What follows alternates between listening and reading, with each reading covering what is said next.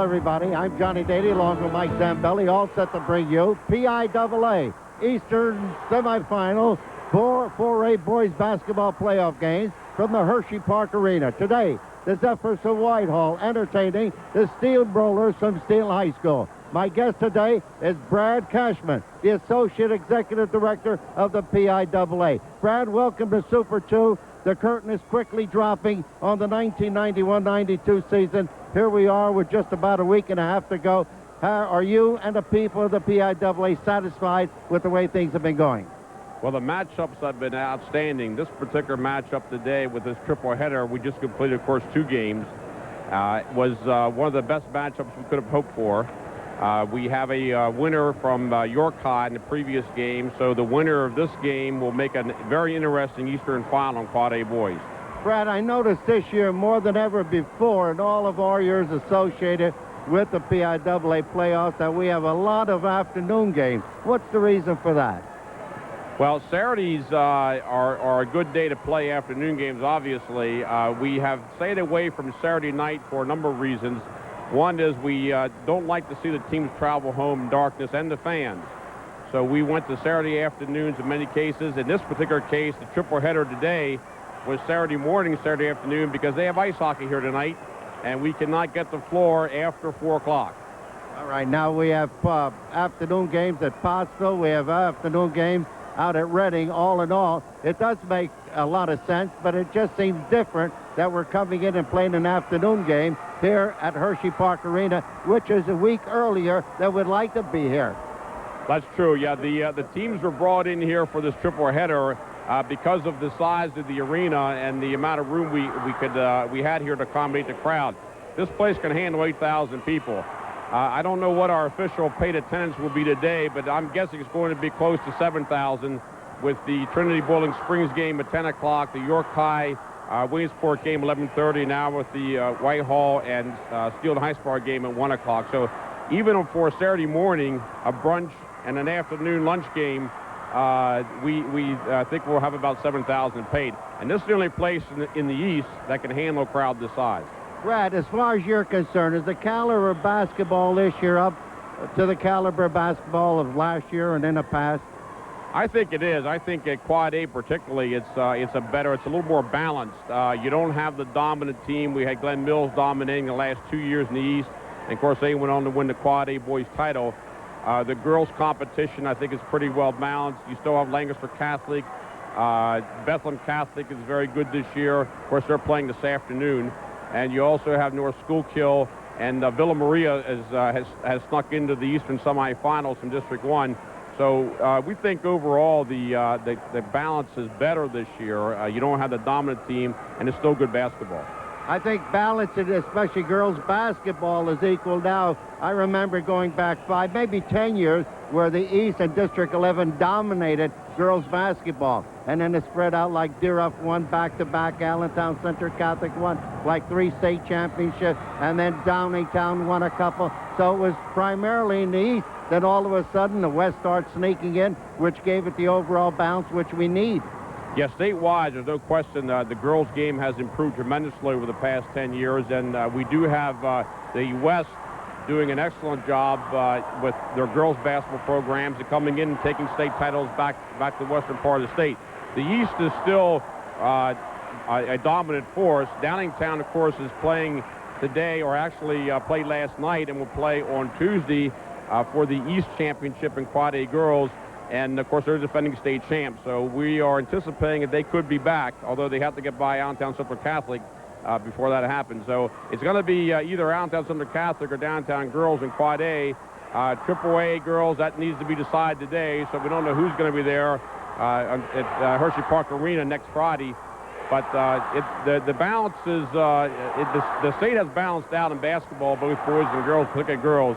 But there is still, I think, a favoritism as far as balance toward the East and girls basketball. Girls basketball in the East seems to be a little bit stronger than it is in the West. And we're delighted to be able to cover the Downingtown and Central Catholic game Tuesday night over at Reading. We just love to go there. Jim Gano is a super guy to work with. Geiger Complex is a fine place to work. And all in all, it should be a great night for basketball.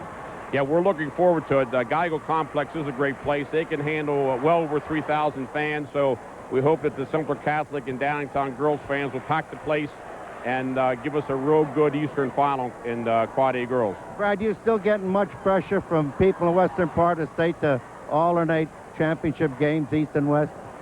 We get comments here and there. I don't think there's really any pressure. You have to go to a site that can handle like a state championship game, or actually the 4 doubleheaders they put together, and you have to go to a place that knows how to put events of this nature on. And in our opinion right now, the only place in the Commonwealth that can do that and do as well as Hershey can is at Hershey. So we come here every year for our finals, and we like it. They like having us. They certainly like getting business like this, too, for quarterfinals and possibly even Eastern finals. So we're happy here, and we're going to stay here. Brad, give Dr. Werner our best, and thank you for all your courtesy. Okay, Johnny, thank you. Brad Cashman, Associate Executive Director of the PIAA. Hey, it's showtime. Here, I was in the souvenir shop. I brought you a hat. What do I owe you for this? That's on me. Don't worry about it. It looks good on you. We're going to wear this next Wednesday, Tuesday and Wednesday, and Friday and Saturday right here in the land of candy kisses, Chocolatetown, USA. Yeah, somebody in Whitehall's gone into the hat business, so we got us a couple of nice hats in preparation for next weekend, and the Zepps hope they're here. You look like you were at a New Year's Eve party. I feel like it wearing. All right, tell us about Hill High Spire. Steelton High Spire, John, the same team that eliminated Whitehall last year in the first round. A team that shows more patience maybe than Glen Mills did the other night, and that's a key for them. They're a little bit quicker, maybe a little bit taller, and they really present a problem for Whitehall here this afternoon. Whitehall's going to have to be even maybe a little bit more crisper with their passes and certainly watch their turnovers. Did you have a chance to talk to Ron Hassler? Yes, they got here with just about 7 minutes left in the fourth quarter of the game, which York has just won. So they've advanced. The winner here will play them. They're raring and ready to go. He likes to get here right in time just to go over game plan. They're currently on the court now and ready to play. I know they left Whitehall High School about 11:15, so that his timing is usually just about right to get here. Not too much time before tap-on. I agree with it too, John. You don't like to spend a lot of time around here. The kids get a little nervous. They walked right into the place. They went into the locker room. They went over their pregame, came out to warm up. All right, let's take our hats off and a salute to Whitehall High School. Hope they win this one today. We want to be back here Wednesday or wherever it may be for the 4A Eastern Championship ball game. We'll be back with the opening tap-off, Whitehall and Steelton High Spire in just a moment.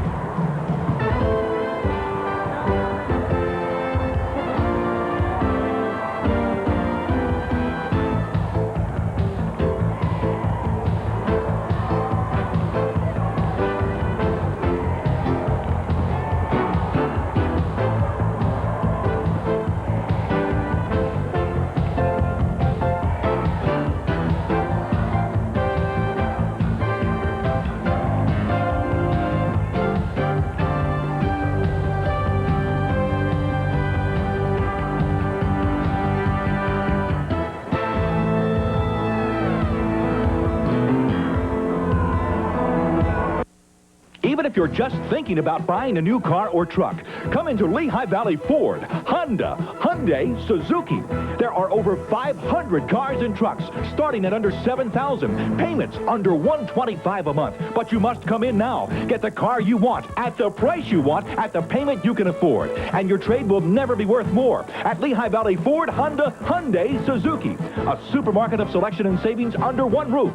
Conveniently located on the Lehigh Street Auto Mile. What are we doing here at ABE Car Care Center? By getting the machine inspected. The sticker runs out tomorrow. You always wait till the last minute. Oh, stop your moaning. Besides, I got to get the brakes checked. It hasn't been stopping so good lately.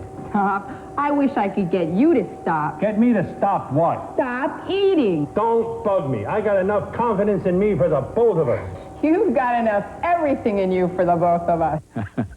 Car Care Plus at ABE Car Care Centers. A Pennsylvania Interscholastic Athletic Association dedicated to safety, education, and uniformity of competition among Pennsylvania's middle, intermediate, junior, and senior high schools' interscholastic sports.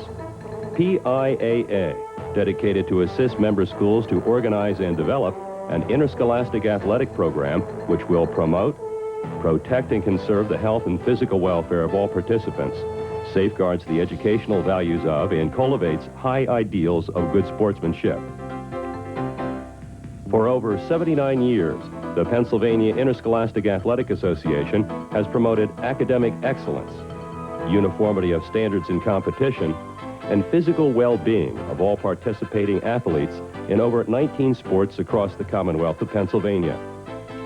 The PIAA, cultivating better athletics today for a brighter future for Pennsylvania.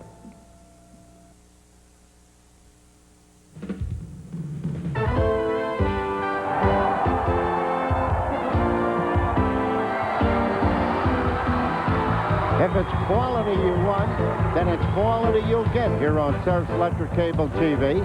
Quality teams, quality pictures, quality slow-mo instant replay.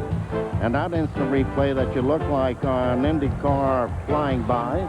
Today we'll be watching two quality basketball teams. Whitehall, the pride and joy from District 11, against Steelton High Spy, the pride from District 3. And that will be all wrapped up in a Super 2 quality package. Let's take you on an imaginary trip on the yellow brick road to Hershey, the land of chocolate candy kisses. We're here in Hershey a little sooner than we expected, but we'll take it. How did we get here? By following a basketball team that could be the Cinderella team of the year, Whitehall High School. Zephyrs, according to Webster, is any soft gentle wind. Well, you can bet this Zephyr basketball team is anything but a soft, gentle wind. It blew more like a tornado breezing through the East Penn Conference playoff after posting a 16-4 regular season East Penn mark. Whitehall defeated a highly favored Eastern team, which coasted through regular East Penn Conference play with an 18-2 regular season mark. Those two losses were the two season's openers, and after that, it was all Eastern till the final game for the gold. Whitehall got 22 points from Steve Jones to upset the apple cart with Eastern in it, 58-52, to give the underdog Zephyrs the East Penn Conference Championship. They had the momentum going, and with tornado-like force, instead of the soft wind of a Zephyr, Whitehall breezed through the district playoffs with wins over Durham, Parkland, and guess who? If you said Easton, you were right. They collared the Rovers 51-48 in overtime to wrap up the district title, and still their tornado-like winds continue to howl. Starting lineup for Steelton High Spire, 44, Mike Ativo. Number 34, Jason Roberts, a 6'2 senior. Number 40 is Junior Davis, a 6'7 junior. My, they're big. 24 is E.T. Anderson, a 6'3 junior. Number 32, Seth Myers, a 6'5 junior. And missing from Ken Richter, the head coach of the Steamrollers from Steelton High, 28-2 on the season. Missing from the starting lineup for the Rollers, Jeff Kleckner, one of their junior 1,000-point scorers. Disciplinary action. He is not starting. You will certainly see him. He along with Seth Myers have both over 1,000 points in their career. Here's the Whitehall Zephyrs lineup. 20, Jeff Clark, 6-foot senior. 32, Pistol Pete Lisicki, 6'3 sophomore. 34, Chad Cusco, a 6-foot junior.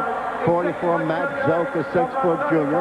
Number 50, Steve Jones, a 6'5 senior. Again in the underdog role, the Zephyrs upset Lower Dauphin 43-40. And they backed that up with a thrilling 56-53 win over the defending PIAA two-time state champion Batlin Bulls from Glen Mills. Will the tornado winds twist, turn, and howl past this sports-minded town of Steelton High Spire? We'll have to wait and see. Steamrollers, as you see, start 4 juniors and 1 senior. Kleckner, who will tonight come off the bench, is also a junior. He and Myers over 1,000 points for their career. They're both juniors. There's the final. The winner here will advance and play York, a 64-55 winner over Williamsport. Our officials for tonight, Ray Klepczynski, Joe Lindsay, and Bill Foskinen, all from District 1. All right, Junior Davis, 6'7" junior in the center circle, along with Steve Jones, a 6'3" senior for Whitehall. We're ready to go from the Hersheypark Arena in Hershey, Pennsylvania, the land of candy kisses. Would like to thank Gail Yutt and Carolyn Radon for those lovely hats that we wore in our opening. All right, here we go. Ball game underway, and the Steamrollers, the #1 team from District 3. Controlling the tap. The ball pulled out to E.T. Anderson. On a right-hand side to Roberts. Roberts has the ball outside the three-point range. Gets it over to Anderson. E.T. inside the three-point range. Left side shot up. Not good. Oh, my! That guy came from nowhere. Rebound by Zoke. Traveling. A very partisan Steel High crowd here this afternoon. The Zeps are the home team on the scoreboard. As you can see, they're wearing their home white uniforms. Inbounds to Myers. Myers to Roberts. Roberts 15 feet out and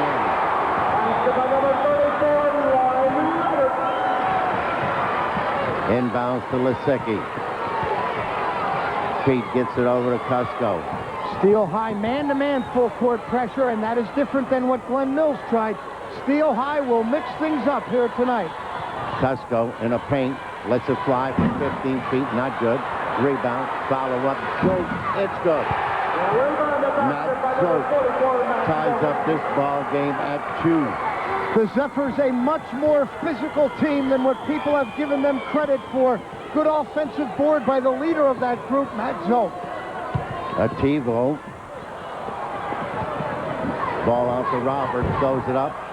Not good. Boy, I'll tell you, these guys jump like jumping jacks. Rebounded by Flock. Jeff has his right elbow taped up, wrapped up, I should say. No, I got an opportunity to talk with Coach Hassler. He said everything's fine, everybody's okay. So at this time of the year, you play with bumps and bruises. Lisicki, no. Rebounded by Steel High. Steel High, E.T. Anderson. Boy, they move well, don't they? Myers, no. Ball knocked down out of bounds and will be awarded to the Steamrollers. Nice job by Antivo there to harass or Zoke under the basket, and Zoke kicked it out of bounds, and Steel High maintains possession. Well, I've only seen his team for about 2 minutes now, and when I look at their roster, I get scared. They only have one senior on it, traveling. No, they're calling a foul. Field goal not good, however. Familiar sight. Ron Hassler, Jerry Redoka, Dennis Slav, and Joe Sparner. Tennessee Steel High has really had an advantage for there. Definitely could have been a travel in there. The foul called before the walk, however. Inbound, Steamroller shot up, not good. Rebound, stepped on the baseline. The official right there didn't see it. Jones rebounds for Whitehall. They have 1 senior, Steel High, 7 juniors, 2 sophomores, and 1 freshman on their squad. We're tied at 2. Steel High has gotten 7 shot opportunities already in this game with still not 3 minutes played. Fortunately for the Zeps, they have only converted on 1 of them. Clock. Looking for help, gets it to Zoke. This is a much better defensive team, John, than Glenn Mills. They are out there fighting through screens, man-to-man. They force Zoke into a turnover and an offensive foul.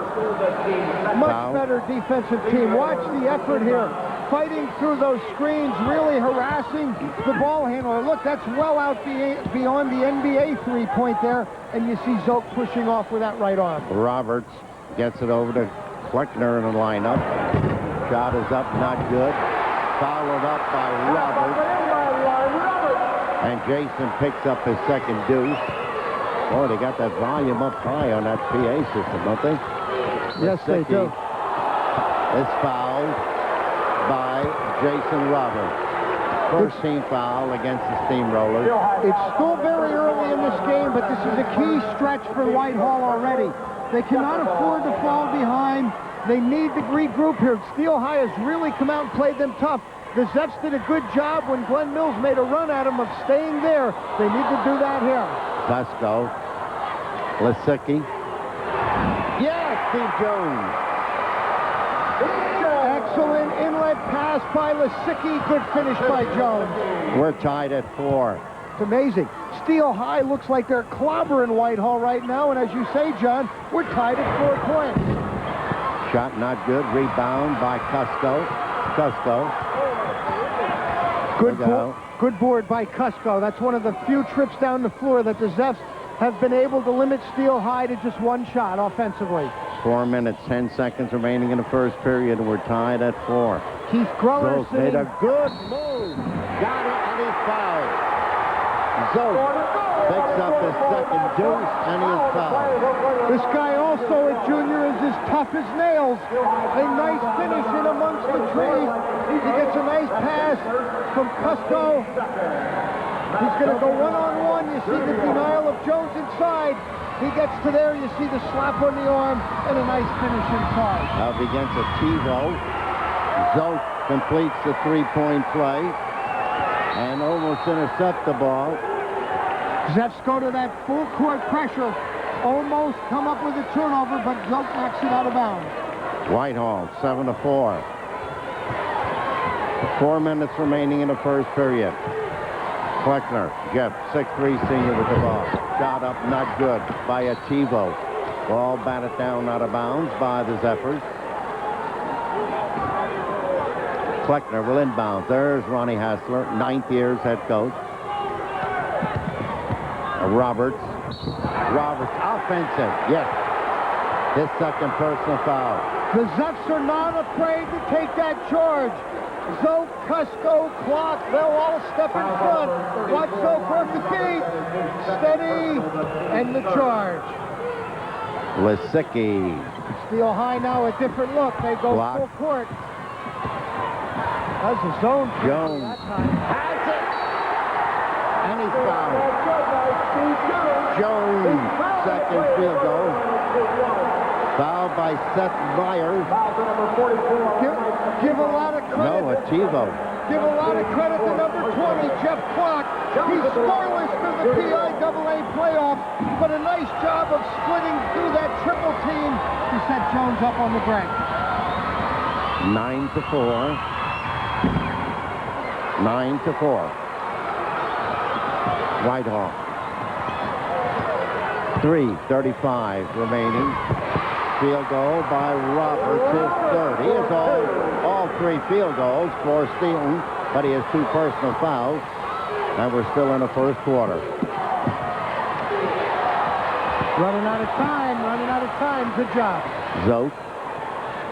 Matt looks, gets it back out to Clock in a deep corner. Lisicki, no.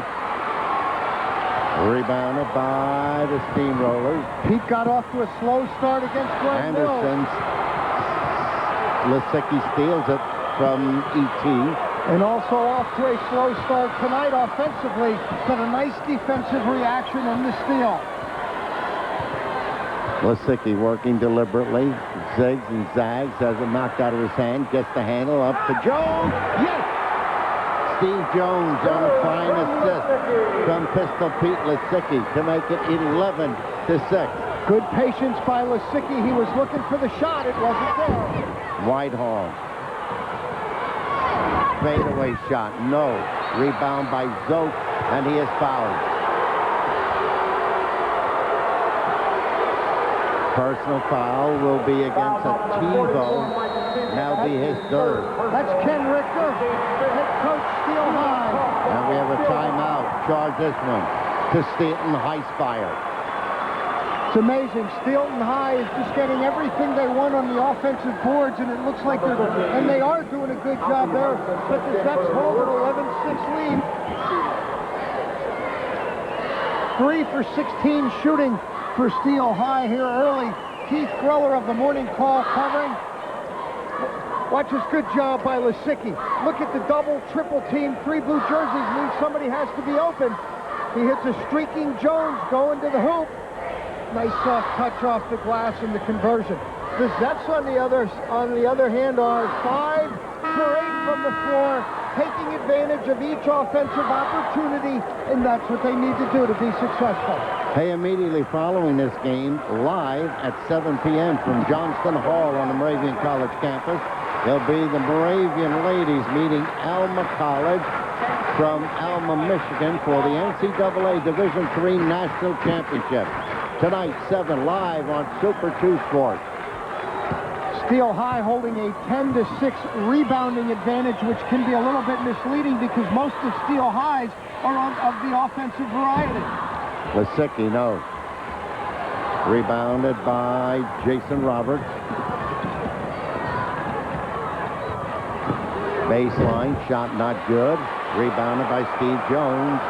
Zep's starting to slowly but surely do a much better job on the defensive boards. That's 3 or 4 trips now where they have limited Steel High to just 1 shot. Cusco. John, this is a much more athletic team than Glen Mills. These guys are much better jumpers and a lot quicker. Jones, no, Lysicki, yes! Pete pulled a string on that one, the follow-up shot, and it's 13-6 Whitehall. Lysicki is a deceptive 6'3" or 6'4". He has long, rangy arms, which allows him to play more to a 6'4", 6'5", even 6'6" height inside. Very capable of coming up with some boards. Foul, this one will be on Whitehall fouls on number 20. Jeff Klott. That is his second personal. His second. No, he's going to have to watch himself now. The Zeps were able to go with just 5 players against Glen Mills. Watch Lysicki now in with the big people, and look at the stretch and the reach of the arms. That's what makes him so tough on that jumper. He's able to get that ball out of the way from the defender over the top. Kleckner on a free throw line for a pair. Kleckner, a 1,000-point career scorer, scored 25 against Council Rock in the quarterfinals. And we will see our first Whitehall substitution. Clock will be out. Keith Jenicola in, number 24. Jenicola, 6-foot junior.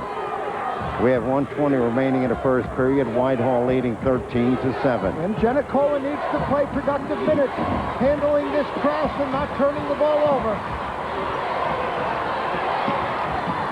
Boy, I watched that Princeton-Syracuse game last night. Princeton didn't put the ball on the floor 6 times all night. Cusco. Steel High now to a zone defensively. No, they're still man-to-man. They're still moving with people. Jenicola, look out, look out. And a foul against Jenicola. Number 24 is Jenicola. It's a tough situation to come into. Jenicola did not play at all against Glen Mills. He's now in under a great deal of pressure. He has to get himself feeling comfortable out there. You need to make sharp, crisp passes, and he just didn't let that one go for him enough. Good overplay defensively by the Rollers. Anderson. Shot is up and good by Roberts. And he was fouled. Missed assignment defensively by Whitehall. Number 34, Roberts, is going to be all alone. You see the Zeps react, but a little bit later because of it commit a personal foul. Foul will be charged to Lysicki. That's a 4th field goal for Jason Roberts. 6'2" senior. He's the only senior on the squad. Well, that's unusual. He only averages, as you see, 12 points a game on the year, and he's got 8 points already. We're still in the first quarter. Substitution, Junior Davis back in the lineup replacing Roberts. 13-10, Whitehall leading. 41 seconds remaining in the first period. Steel High back to the man-to-man. And a good job by Cusco. Jenicola gets it to Cusco. Lysicki, 20 seconds. Matt Zoth, 15 seconds. Lysicki, They'll go 10 in about seconds. 10 seconds. Don't hold that ball out like that. Got to do what Steve Jones does, wrap him up. Zoth. Matt lets it go. Yes! Boy, a soft rim. That's the buzzer after 1 period of play. Whitehall 15 and Steel High 15, Whitehall 10. Steelton High will be right back.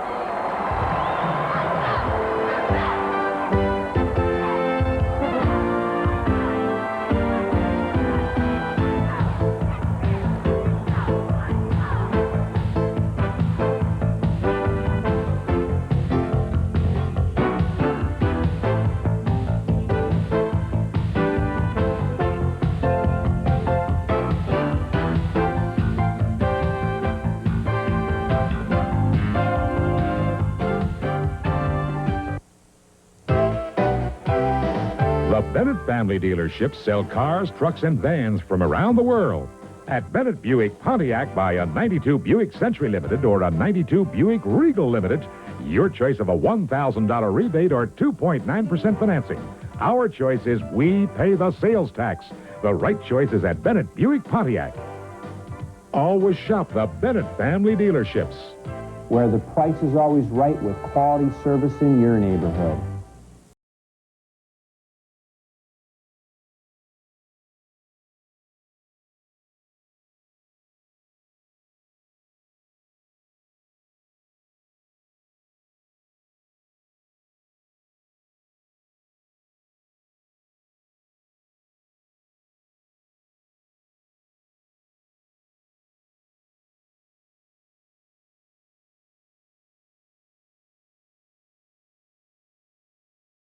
Get my favorite college cap, Villanova. Why, at Brady Sponge Sports. I see you're wearing a college cap, too. What college is that? Vanderbilt. That's a good college for you because you're built just like a Wayne. And what else do they sell here? Why, lots of things. Look around, don't you see?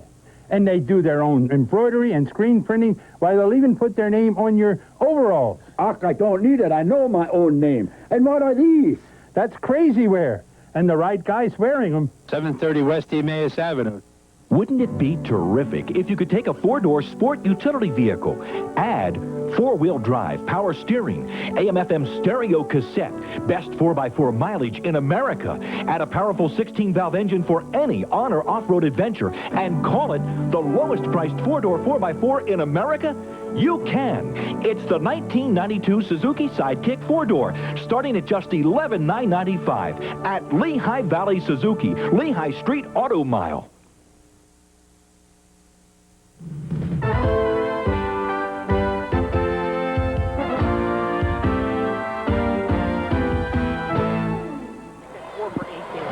This past Wednesday night, Steelton High Spire romped over Council Rock 77 to 56. Council Rock defeated Parkland, you remember, 65 to 56 in first round play. So if you'd like to make comparisons, there's a little barometer for you. Zoe makes a good fake, gets it underneath. Lisicki. Great extra pass by Zoe. Great job of breaking down the defense. First quarter stats, Whitehall 7 of 12 shooting, 58.3%. Steel High 4 of 18, 22%. The Zeps committed 3 turnovers. Steel High committed 2. Kleckner. Steel High ice cold. As a matter of fact, who is it? Roberts, the only one with any field goals for them, as he has all 4, and a good distribution again for Whitehall. Block. Lost it. No, he didn't lose it. He got it over to Cusco. He lost it. Clock back into the game with 2 personals.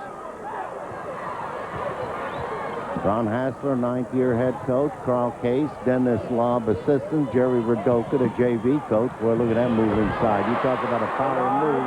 That's Roberts with his 5th field goal. 11 points. He has 11 out of the Steamrollers' 12 points. Well, he's picking up the slack against what is now a triangle and 2 being employed by the Zeps. They're doing a real good job on the 2 high scorers, Kleckner and Myers, who have yet to convert from the floor. Myers has 1 from the free throw line, but Roberts is keeping them in the game. He's picking up the slack. So, let's it go. No! And a rebound picked off by E.T. Anderson. E.T. quickly up front. Over to Roberts. Roberts lets a 15-footer go. Not good. Roberts gets the rebound. Gets it over, shot up and good by Myers. And Myers, the 6'5" junior, gets his first deuce. Well, he's that kind of an athlete. Under a lot of pressure, good offensive board, able to hang into the air. There's almost a steal by Myers. And the Steel High fans are on their feet. They trail now by just 3, 17-14. Another one of those runs that the Zepps need to slow down and control. Steel High making a run at them. Zote. Traveling.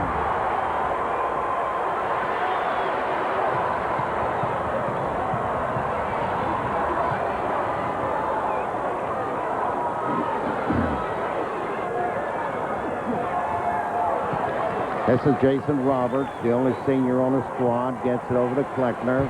Kleckner makes a move, kind of stutter step, goes up, not good.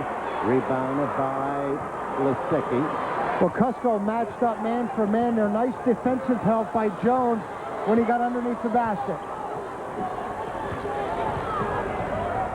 Lisicki. He had an idea there. He was thinking about it. Zote. Clock. 5:20 remaining here in the first half. The Zephyrs by just 3. And Whitehall making good use. Come on, no way to get tied up. Of the size of the floor. They have them stretched out. Dribbling at the second time. They were caught dribbling. The ball taken from behind. Oh, my. That's basketball at its best. Anderson. 17-16, and again the Steamroller fans on their feet. And they're making a run. They're getting good use now out of a half-court trap. Lisicki.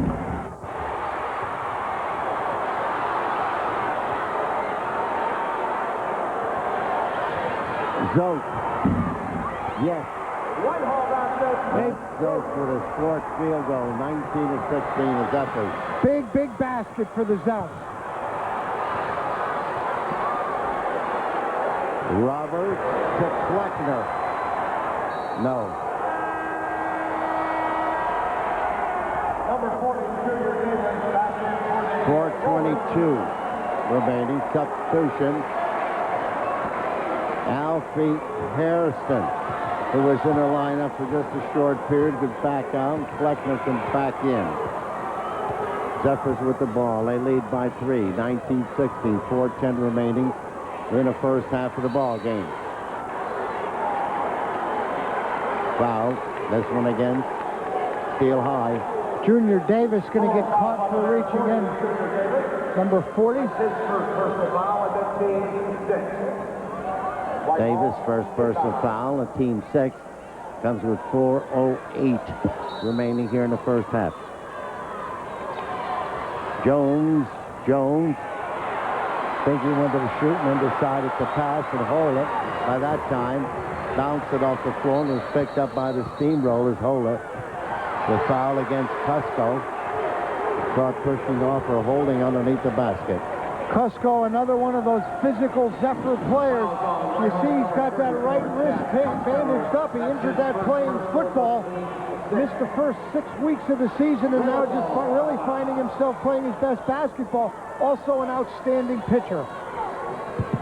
E.T. Anderson gets it out to Roberts.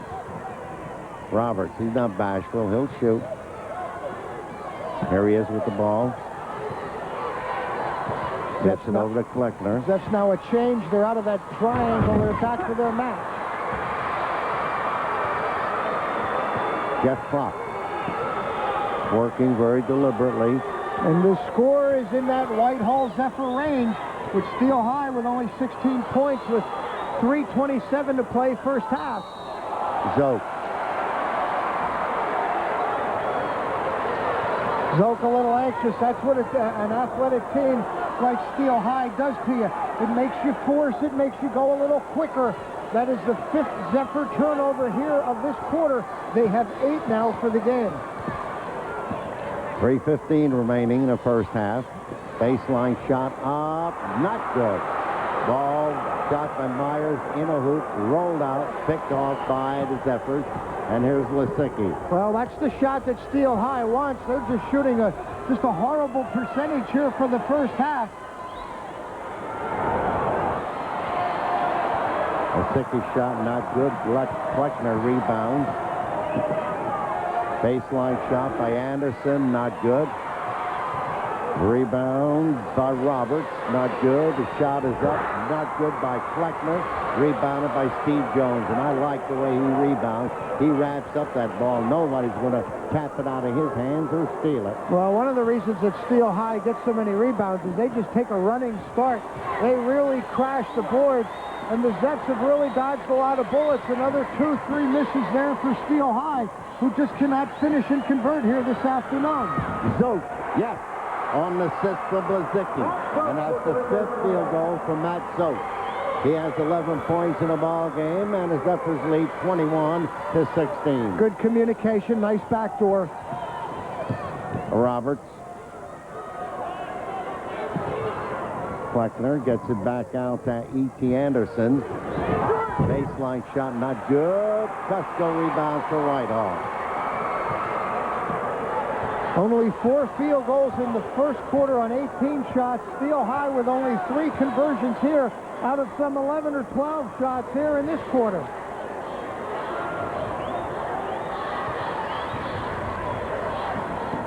Cusco. Steel High has not been able to create any breaks. It's been primarily that half court, and they have not done a very good job with it. 1:20 remaining. Zote. Guarded by Myers. Jones flips it over to Lisicki. Here's where Whitehall will try and control and take and try and shorten the game. They like to try and make it, if they can, a 16-minute game rather than a 32-minute game. Here they're trying to burn a minute, and it maybe work for the last shot. Somebody better move. We have seen them attack the basket before that situation occurs. Good save by Clark.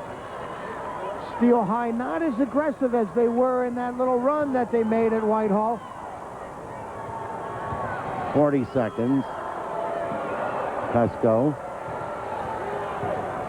Lisicki. Zote. 30 seconds. Keep moving. Keep moving, somebody. Before Lisicki gets tied up. Clock. Gave up the dribble a little early. Zote. 10 seconds. Lisicki. He'll open up the alley. Throws up and in. And he's fouled. Wait a minute. Look at Ron Hassler. You think he doesn't like that? He shorts the game. He gets a conversion. And it might turn into a three-point effort. Lisicki has struggled a little bit with the jumper here in the first half. But this one under pressure, the bump, the foul, and the conversion.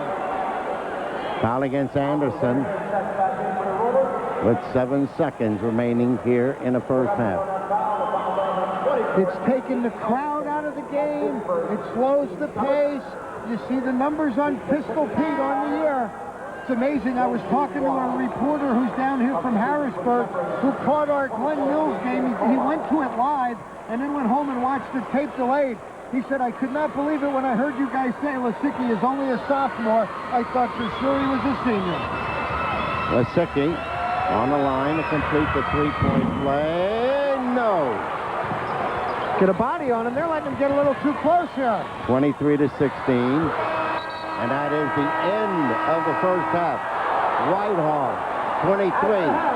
Steelton High Fire, 16. We'll be right back.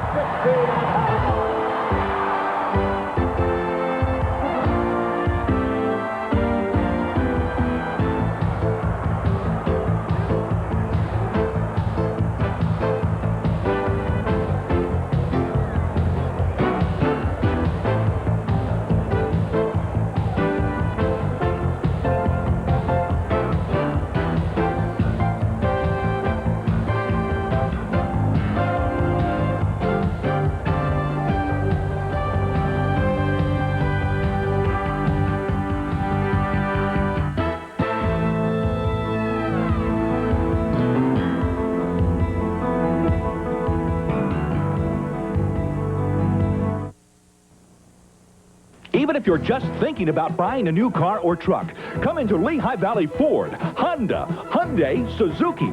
There are over 500 cars and trucks starting at under $7,000. Payments under $125 a month. But you must come in now. Get the car you want at the price you want at the payment you can afford. And your trade will never be worth more. At Lehigh Valley Ford, Honda, Hyundai, Suzuki. A supermarket of selection and savings under one roof. Conveniently located on the Lehigh Street Auto Mile. What are you doing here at ABE Car Care Center? Well, I'm going to get a new muffler and a state inspection. Boy, these guys do good work, and they don't charge nearly as much as some of these other guys do. Well, it's about time you realize that. You're such a Winterfitz, and besides that, you're cheap. What do you mean, cheap? Well, I heard you got short arms and deep pockets. Well, the way that you fill out those pants, you can't even get your hands in your pockets. Car Care Plus at ABE Car Care Centers. Bobby Gunther Walsh is the #1 on-air personality in the nation. A man of his size and stature in radio and community should be roasted. That's why the American Diabetes Association will honor Mr. Walsh on April 4th at the Hotel Bethlehem at 6 o'clock. For tickets to the roast, call 867-1055. Thanks a lot, guys. Do you really mean that? Sure do. Oh, see, that makes me... Thanks a lot. Absolutely. Thanks a lot. Thanks a lot. Outstanding person.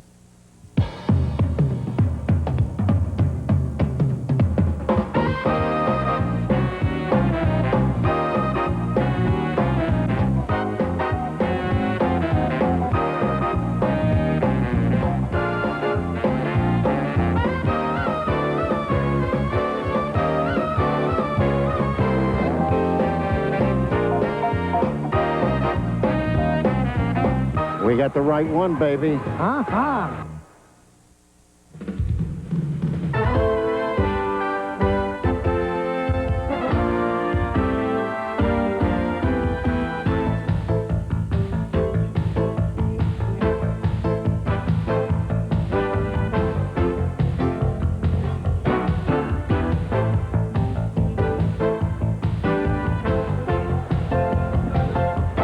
Everybody, I'm Johnny Dady with Mike Zambelli. At the end of the first quarter, Whitehall led the Steamrollers 15-10. They outscored Steelton High Spire 8-6 in the second quarter to take a 23-16 lead into the locker room here at the halftime break.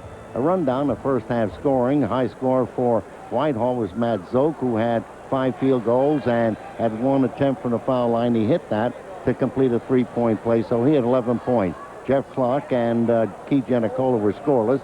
Pete Lisicki had 3 field goals, 1 attempt from the foul line. He missed that for 6 points. Chad Cusco was scoreless, and Steve Jones had 3 field goals, had 1 attempt from the foul line. He missed that, so he had 6 points. So the line for Whitehall, 11 field goals, 1 out of 3 from the foul line for their total of 23. They had 6 personal fouls called against them.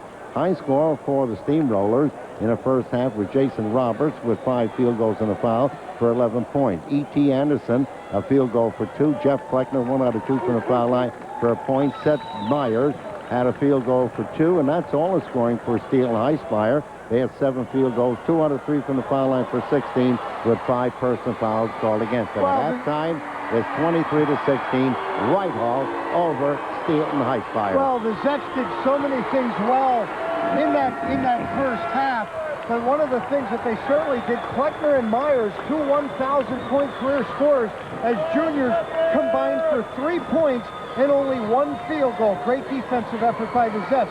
You look here at the stats, you see how many more opportunities from the floor Steelton has gotten, but look at the poor percentage. 23.3% as compared 57.8% for Whitehall. The free throws, neither team with a lot of shots, but Whitehall missing 2, their percentage down. Steelton on 2 of 3. Turnovers started to get a little out of control for Whitehall, then they slowed things down, and that's 8 turnovers, a little high. They committed 5 of those in that second quarter. Steelton with only 3 turnovers on the afternoon, but they haven't been able to get out and run. I don't believe they have 1 fast break point opportunity here in this first half. Don't forget, immediately following this ball game, we'll be live at 7 p.m. from Johnston Hall on the Moravian College campus, where we'll bring you the NCAA Division III National Championship ball game between the Greyhounds from Moravian and Alma College from Alma, Michigan. That's at 7 p.m. live on a Super 2. Look again at the brain trust for Whitehall. That is Ron Hassler, and that black outfit has become a trademark. When he gets one of those and he gets on a winning streak, you don't see that go away. He really wears it out. And working again here in this first half, the Zepps did a good job. They do need, I think, in the second half, to control the boards a little bit. I don't think they can rely on Steelton High shooting another 23% in the second half. The Zepps are going to have to get a body on those guys who are charging from the perimeter and seal them away from the basket. Dr. David Meckley, the superintendent of schools at Steelton High Spire. Dale Heineman is the principal. Dale Baker, the principal at Whitehall. Bob Kratzer is the athletic director. The winner to advance to the Eastern Finals and play York, a 64-55 winner earlier this afternoon over Williamsport. That game will be played Wednesday night at a site to be named later. And I'm sure if Whitehall wins, there's a good possibility they could bring it right back here. Either here or Reading. Right. That would be the shot. Okay, second half is underway. And the Steamrollers, the #1 team from District 3, is controlling, and a field goal by Seth Myers, and that's his second. Myers averages 19 a game on the year. Kleckner, the other 1,000-point scorer, 18 on the year, and I'm sure they're going to try and get them involved offensively here in this half. They got it. John Maruski. And they got that on a bad turnover. Off the turnover, they are able to get in transition the first time of the night. Another turnover. Look out. Kleckner with his first field goal. And it's 23-22. And Whitehall wants a timeout.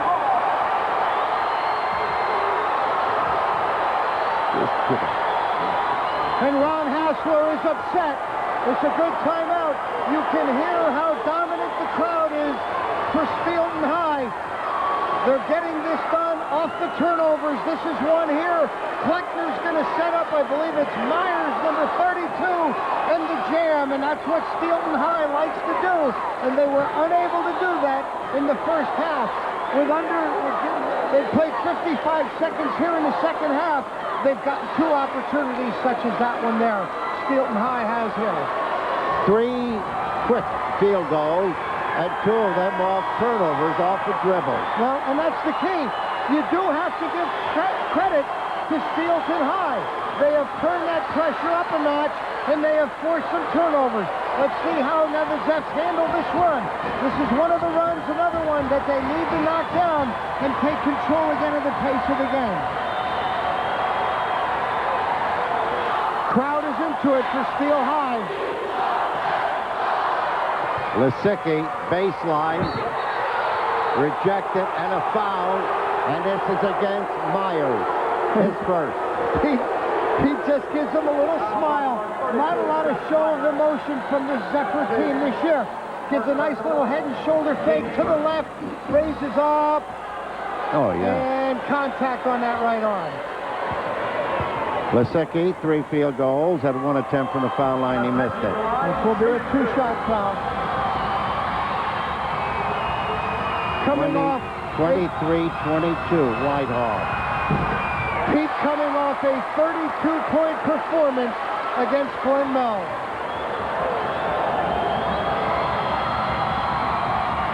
Zephyrs led by 7 at the halftime break, and that was only a minute ago.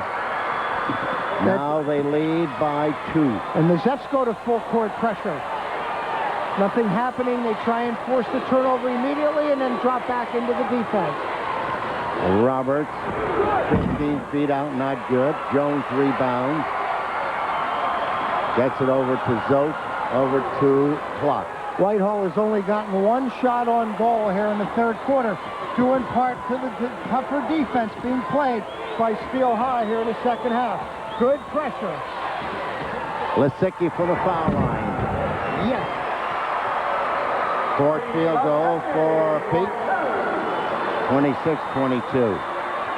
Good shooter's touch by Lysicki. Ball knocked down by Zote, picked up by Stevie Jones. Whitehall with an opportunity to pick up a couple more. Good overplay defensively by Zoke inside.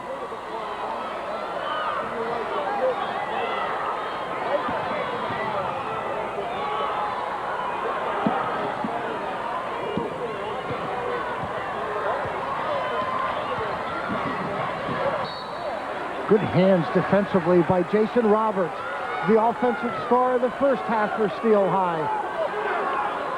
This Steel High plays much better defense intensity-wise than they did last year. Look at them fighting way out above that three-point line, and certainly better. They're showing better intensity than what Glenn Mills did the other night.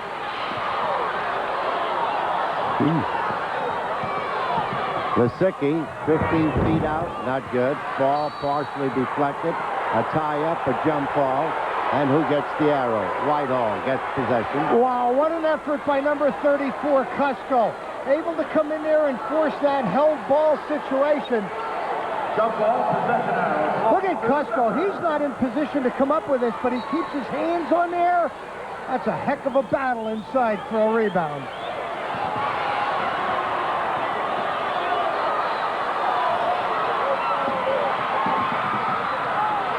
No, boy, somebody has to be open. There's 3 blue shirts down here.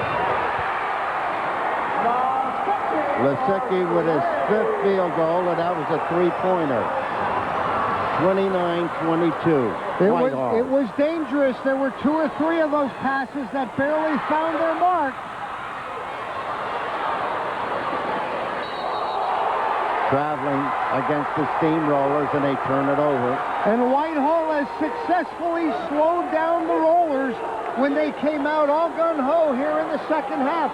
The Zepps have increased that margin back to 7. Zoke picked up defensively by Seth Myers. Gets around Myers. This Whitehall team is an exceptional ball handling and passing team. Lisicki, no. Board cleared by Akivo. Mike back in the lineup. Kleckner. Good defensive pressure on Lisicki that time by Steel High. Anderson, E.T. gets it in to Myers. Myers, no. Not good. Rebound, follow-up, backdoor attempt by Roberts, not good. He was fouled by Lisicki. And that'll be Pete's second. And Pete knows that he didn't do a good job on that side of sealing. It's a nice offensive effort battling inside. That's number 44, Tivo. Oh, excuse me, that's 34, Roberts, active on the board. You see Myers is having a rough night offensively. You know, one of the things is that shot is so wild it doesn't hit anything, and that's what gets Lisicki out of position and allows Roberts to come in there and come in with the rebound. Lisicki's playing to carry him off the rim. It never happens. Myers or Roberts makes the read and comes up with the board. Roberts now with 12 points. 29-23, Whitehall. 24. Roberts, 3 out of 3 from the foul line to go along with 5 field goals. Zephyrs by 5. Lisicki. Clock. Zoke. Oh, no, he was fouled. Personal foul will be on Tivo, and that should be his 4th. What a well-run play. The Zepps showing a lot of movement offensively, and this time they set it up for Zoke. Here, let's watch the start of it. Clock kicks it inside to Zoke, who's able to lose his defender. Take another look at it from here. He's able to just get a step on the defender, and you can clearly see by a good shot from the camera crew inside, slow motion, swat on the arm and a personal foul. Tivo is out, and E.T. Anderson is back in for the Steamrollers. The Zepps are not doing a good job from the free throw line this afternoon. The last couple games. Lisicki's got a couple misses. Zoke has a couple misses. Jones has missed. Oh, boy.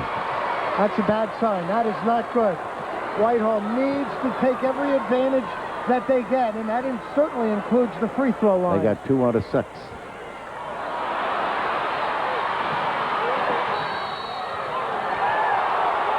Traveling, who had possession?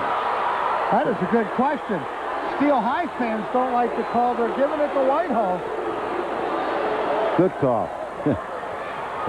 For Whitehall. I don't think anybody had possession. Steel High is doing a real good job of keeping Whitehall off balance out there. Much better than Glen Mills did. Look at clock again being hounded. The overplay forces it to just pull up a second. And there's another turnover. That's the Zets' third of this quarter. Foul underneath the basket. Somebody caught pushing off. Well, that call came from left field. Could be against Zoe. Foul on number 44 is Matt Zoe. Yep, his second. Personal, the team second. Steel High to inbound. Inbounds by Kleckner. Gets it into Myers. Myers to Anderson. Oh, line drive shot by Junior Davis. And that's his first field goal of the night. 6'7" junior. 29-26. Whitehall.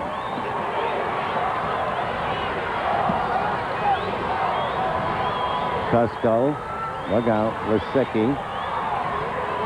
They need a couple threes. Steel High is doing what they need to do here. They're really applying a tough defense. Another overplay. They're getting a little out of control and going for the steals. Sooner or later, if they don't come up, that's going to create something offensively for Whitehall. There it is. Bingo! Lisicki. For two. Nice little deal up at the top of the key. They set a screen, and it's enough to free up Lisicki. 31-26 is effort. He got much better arc on that shot. His arc has been a little flat here through most of the first three quarters. Oh, come on. Robert. He leaned forward about 5 feet, threw that in on a line drive, and split the net. Well, Roberts is really picking up the slack for Steel High. 6 field goals, 3 out of 3 fouls. Myers and Kleckner are a little lost offensively, but Roberts is keeping them in there. 31-28 Whitehall. The Zets so far tonight have 2 buzzer beaters at the end of the first quarter by Zope, at the end of the half by Lisicki. Jones, no. Ball knocked out of bounds. Should be given to Whitehall, and it is. Excellent call. Excellent call. The officials right on top of it.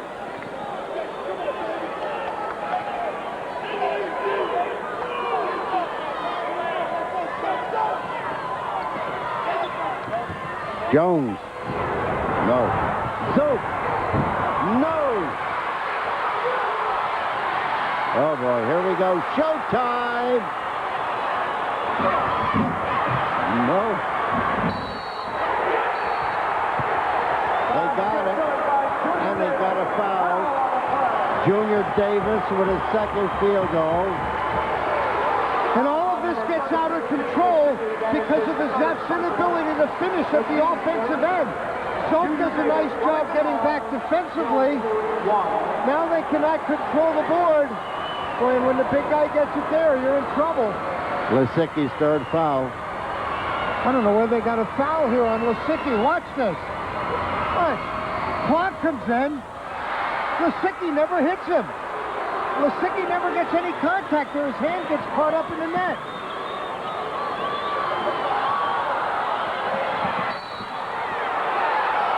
And a foul, this one on Myers, his second. Wow, real good job by Matt Zope of using his body to shield off the defender. 31-30, Whitehall. Zope was just a little quicker to the basketball and able to get a little bit better position. Watch. A wayward pass that's just going to be rolling freely. Watch him. He gets that left side in there, and that's enough to draw the foul. Look out. Again, they get that ball from behind.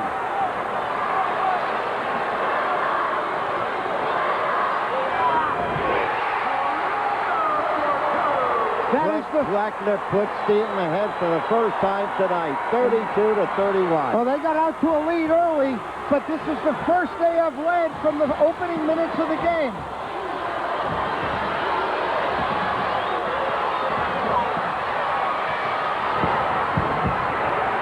Jones gets it right back.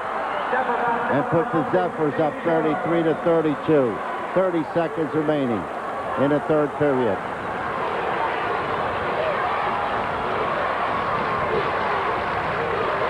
They're going to go for one shot. And Ron Hassler will be happy with this. He just said, stay back, be patient. This is fine. Steel High is now reducing the game in minutes to where Whitehall would like it. 10 seconds. There's for three. No. They got time. The Jets got 3 seconds. One. If it goes, it's good. Not good. At the end of 3 quarters, Whitehall 33. Steelton High Spire 32. We'll be right back.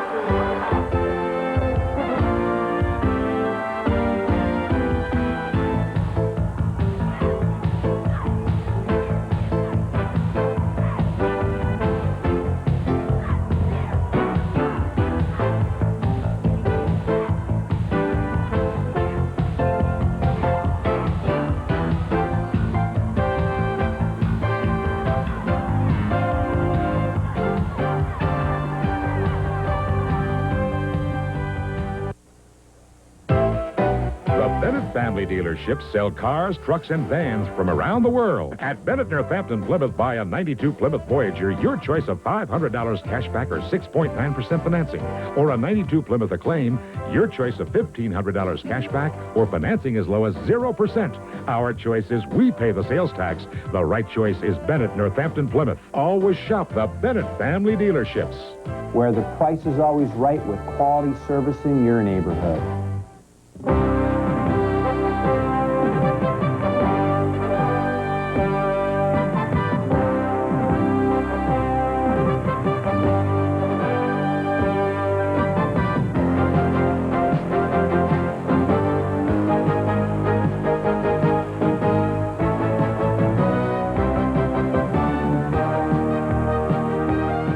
C.J. Wagner, trophies, plaques, and bowling supplies.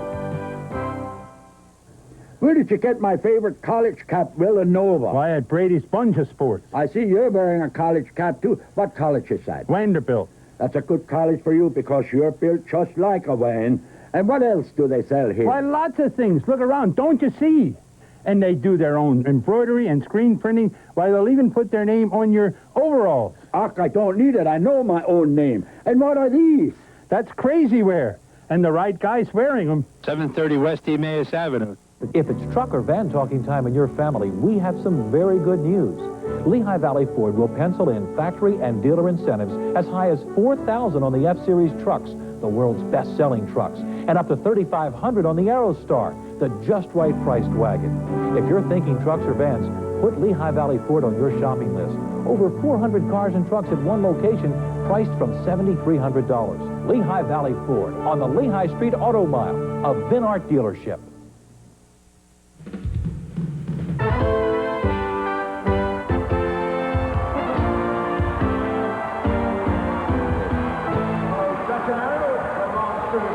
We're back at the Hersheypark Arena. I'm Johnny Dater and Mike Zambelli, all set to bring you the fourth quarter play. And it's underway. The Steamrollers control. They trail 33-32. E.T. Anderson with the ball. The shot is up there, not good by the Steamrollers. Follow-up shot. A bang shot by Davis. He was scoreless in the first half. He had 3 field goals here in the second half of this ball game. And Steelton High Spire goes ahead 34-33. Full court press, man-to-man. The Ducks do a good job. Lisicki. Oh. Ball knocked out of his hands and out of bounds from behind. A little jawing going on between the players. There was a lot of that in Glen Mills. The one thing that will not happen is Whitehall. Look at that hand in the face. You talk about defense. Look at the hand in the face. Zote.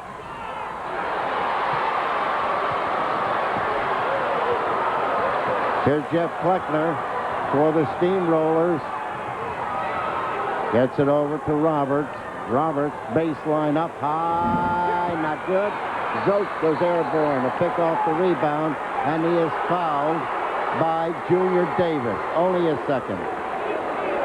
Still high foul on number 40, Junior Davis. That's his second personal. Steel High looking for the perimeter jumper. Zeps are going to be in good position here. Matt Zoke in the control. Davis, not a good decision there. Number 40, not a good decision. Reaches in and draws the foul. Whitehall trailing 34-33. Shooting percentages third quarter. Zeps were 4 of 12, 33.3%.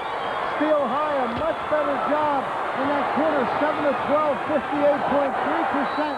And you had to know they had to warm up sooner or later. Whitehall committed 4 turnovers. Steel High committed 3. Ball rejected, knocked out of bounds by Zoke. It was a good job getting back defensively by Zoke. Off the turnover. Good job. Roberts gets it over to Kleckner. Roberts. Shot, boy, that rattled the net by Myers, not good. Rebounded by the Zephyrs. Well, good job by Lysicki. 6:20 remaining here in the fourth quarter. Steel High has had a couple of opportunities here offensively to increase the lead and have not taken advantage. Lysicki picks up his 7th field goal. And the Zephyrs go ahead 35-34. You need to raise your game to another level. Lysicki creating on his own offensively.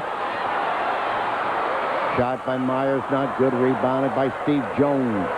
And the Zephyrs leading 35-34 with an opportunity to pick up a couple more. Lysicki with the ball in a paint. Up and in. His 8th field goal. 37-34. 5:40 remaining in regulation. Lysicki again on a great creation. Wound up on the court. Timeout, Steelton High Fire. Ken Richter has seen enough. Whitehall has been able to hold back, yet this third steamroller run here, they have opened up again a 3-point lead. Lysicki had 3 field goals in the first half, 5 here in the second half. You know, you have to appreciate the pressure defensively on the dribble. Now coming up, no call. The Steelton player just didn't stay in there long enough where he might have been able to draw a charge. And great control offensively by Lysicki.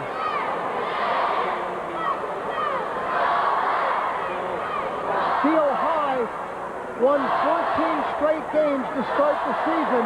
They then lost 2 straight, one to Bishop McDevitt and then to Harrisburg.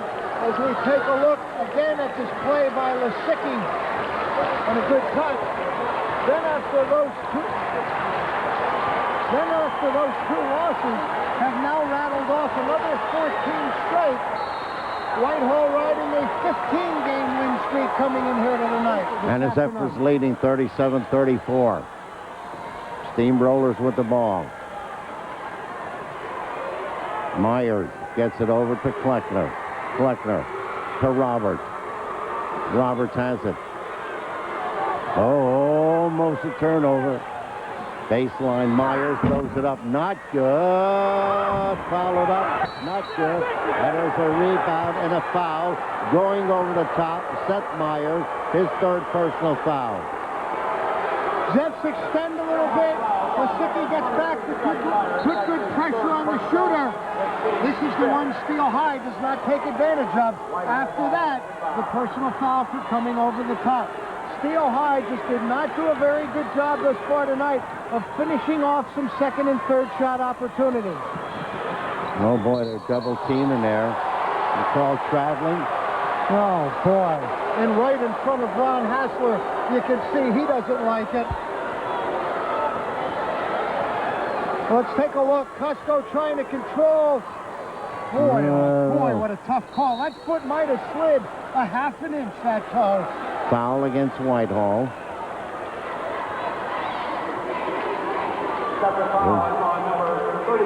Lysicki, his 4th. Boy, that shades of Billy McCafferty. Top of the head. Lysicki just gets a piece of it and enough to warrant the foul. A couple of real close calls there going against Whitehall.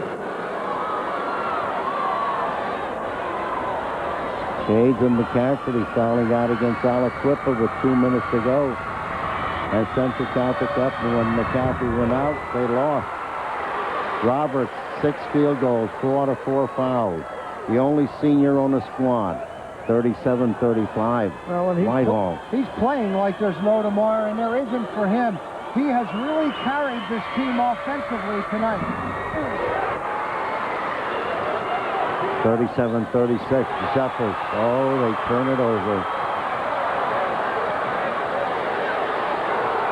Fleckner lets it go and hit.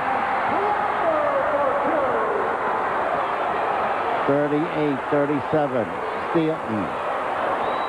4:25 remaining in this ball game. How quickly they can strike.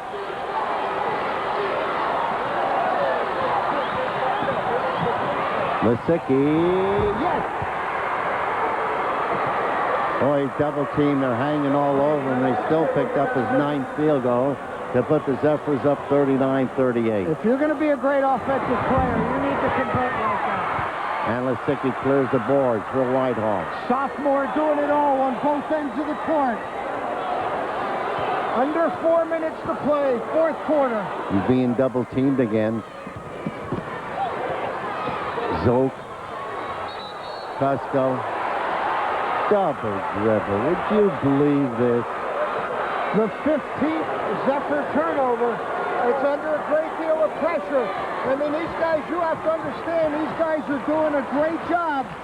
He just mishandles it. He can't control it. That's coming under a great deal of pressure.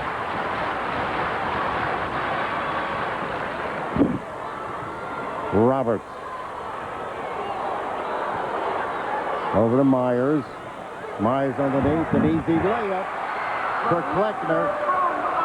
That's his 4th field goal. 40-39, Steelton.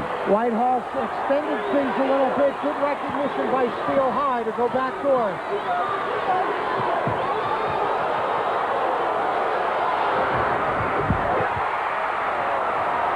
Clock. 42-40. Those are Clock's first points in state playoff, and we have played. This is the 3rd game now, and what a big one that is. Foul against Whitehall. You think this game isn't tough? You think it doesn't rip at you sitting on the bench? This is against Jones, his first. There you see the hand on the right elbow. Up a little higher now, we'll take a look. Jones. And just gets a touch foul on that right elbow. 2:48 remaining in regulation. 42-40. Whitehall on the foul line is Seth Myers for the first time tonight. 42-41. Myers can tie up this ball game. They call this team the Steamrollers. They ought to call them the Giants. Boy, they're big. We're tied at 42. Matt Zoke.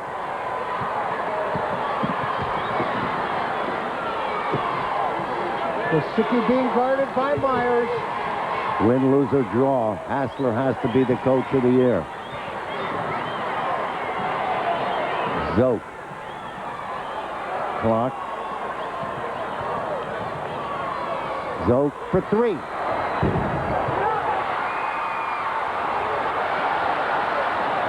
And here come the Steamrollers. 2:10 remaining and running. A key defensive series here for Whitehall. Kleckner. Ativo, no. Followed up by Myers. His 4th field goal. He had 1 in the first half. He has 3 here in the second half. And the Steamrollers are ahead 44-42 with 1 minute and 45 seconds remaining in regulation. Lisicki lets it go. No. Boy, that will roll off the rim. And now the Steelton High Fire fans are on their feet. Well, and they're going to look to go 4 quarters and make Whitehall come out and play. And they are deep in the corners. Look at there. Stretching the floor out. 1:20 and running.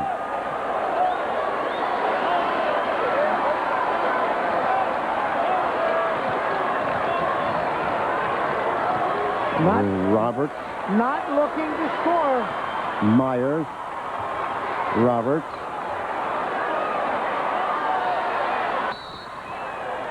That's good. Boy, that might have been a break for Steel High because Zoke had broke on the basketball and he might have come up with a steal on that one. Exactly 1 minute remaining in this ball game. Whitehall wants a timeout. They trail 44-42. Well, time to talk strategy. This is a situation that Whitehall has not been in. They have been able to maintain leads and hold leads where they're usually at this time of the game, they're the ones in the fourth quarter and throwing the ball around. Ron Hassler will now have to come up with something to try and come up with a victory. They're down 2. Watch the miss. And sooner or later, all these second shot opportunities had to start paying off for Steel High. Number 32, Seth Myers, an off night for him. Finally able to get with a putback.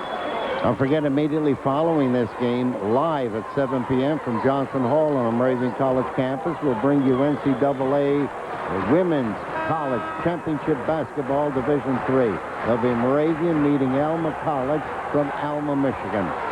7 o'clock on the Super 2 live. All right, Steamrollers will have possession. 1 minute remaining in regulation. Inbounds to Roberts. Roberts gets it over to Kleckner.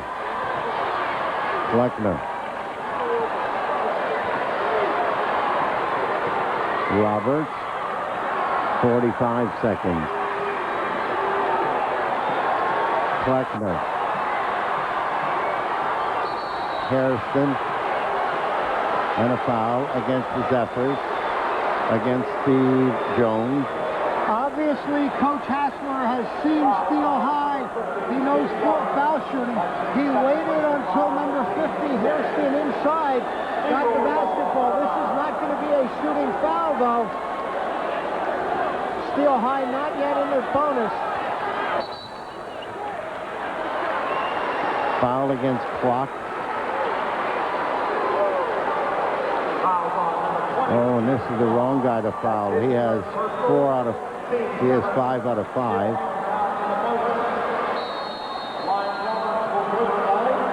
And we have a timeout. 34 seconds remain in this ball game. Whitehall trailing 44-42. The winner to take on York, a 64-55 winner over Williamsport in the second game of what was a triple header here this morning and this afternoon at Hershey. In the first game in 2A boys Eastern semifinals, Trinity was a 60-47 winner over Boiling Springs.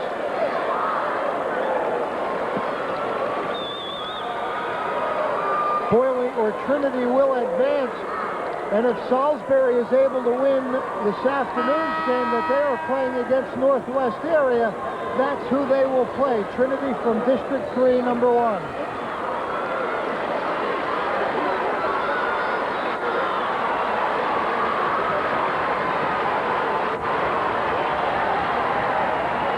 .34 seconds.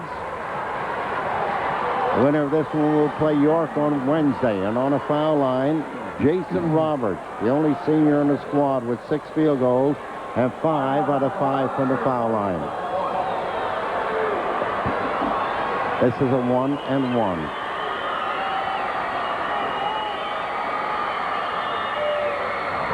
Oh, look at this. You must play the percentages. Look out, look out.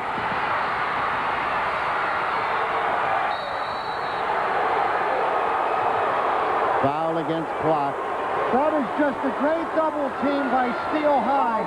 The noise level is so intense in here that Lisicki, who did not feel the double team, and nobody could warn him.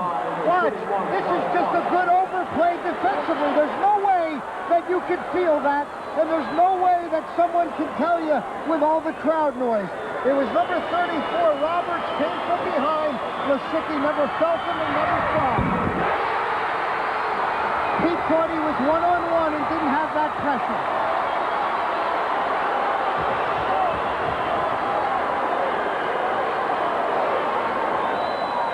.45-42. This one, if he makes it, will ice it.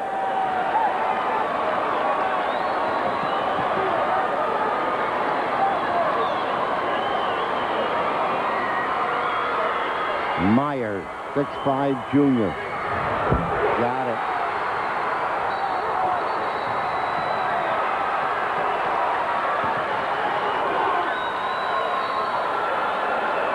Timeout, Chargers from the Steelton.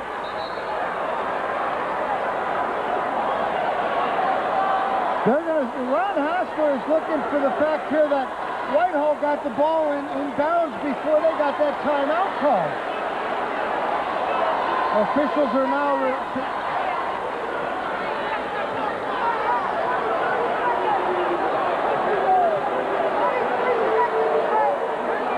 And if that is the case, yes, they do have to have the basketball to call timeout, but if it's a dead ball situation with the ball out of bounds, then Steel High can call timeout after the made free throw. What Ron Hassler is saying, and he is right, that Whitehall got the ball in bounds, but his purpose is defeated.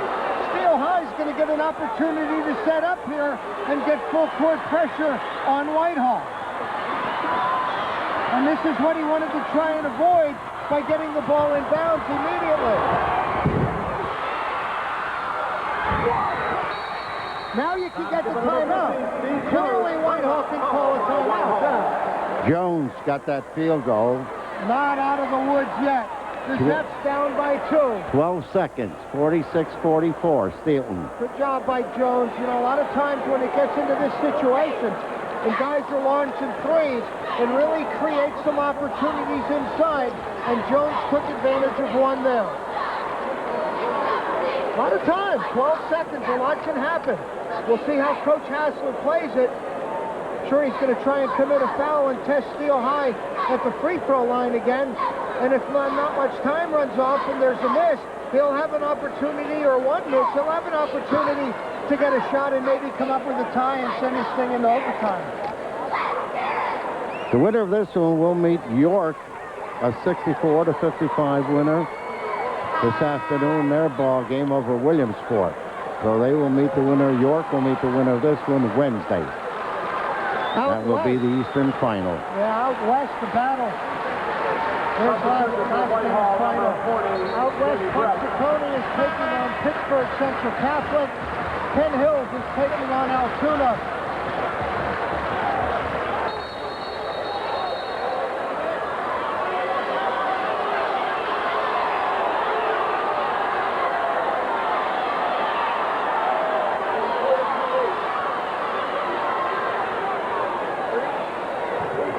Ron Hassler tried to get a defensive change in there, couldn't do it. Oh. Yeah, you could do that. That's fine after a made basket, no problem. Got a foul. Oh, not that way. Nah, a little acting there. Cusco, look at, he knows he pulled back just in time. They waited pretty long, 7 seconds remain. 34 Jack Cusco, that's his second personal. Jeff Butler will go to the line, shooting 1+1. Steel High was able to get a couple of dribbles, run some seconds off of there. Kleckner pulling up. Cusco commits the foul from behind. 7 seconds on the clock. Kleckner, 1 out of 2 from the foul line tonight in a 1-and-1.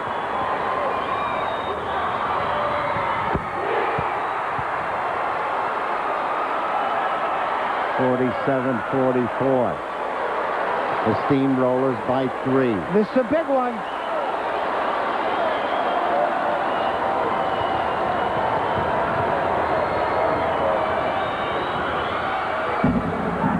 Jets have a chance to tie. 2 seconds remain. Jets have a shot to tie. They're down 3. Steel High wants timeout. Boy, I'll tell you, that was a good defensive effort by Steel High because Lisicky was on the wing, and that's who was going to receive that pass. It was a good intercept or a deflection of that pass where Lisicky was going to get a shot that we've seen him make numerous times on the year. Excellent transition defense by Steel High. That could have saved overtime right there. We have another look at that from in the truck. Well, let's take a look at that transition defense by Steele High on that deflection of the pass that rolled out of bounds because Lisicki was going to get an opportunity. Watch here. Zoke does a good job of breaking out. This pass intended by Lisicki. Now look, he's all alone. He's going to get a real good opportunity to tie it up. That's a big play. That was number 34, Jason Roberts, sticking it in there and coming up with another big play tonight. Thanks, Andy. Andy Himmelreich directing tonight's telecast. Husko will inbound. Gets it into Zoke. Zoke throws it up there for three. Not good. That's the ball game. 47-44. Steelton High Spire wins it. So it's the end of the line for the Zephyrs. Still high to make short in the Eastern Championship.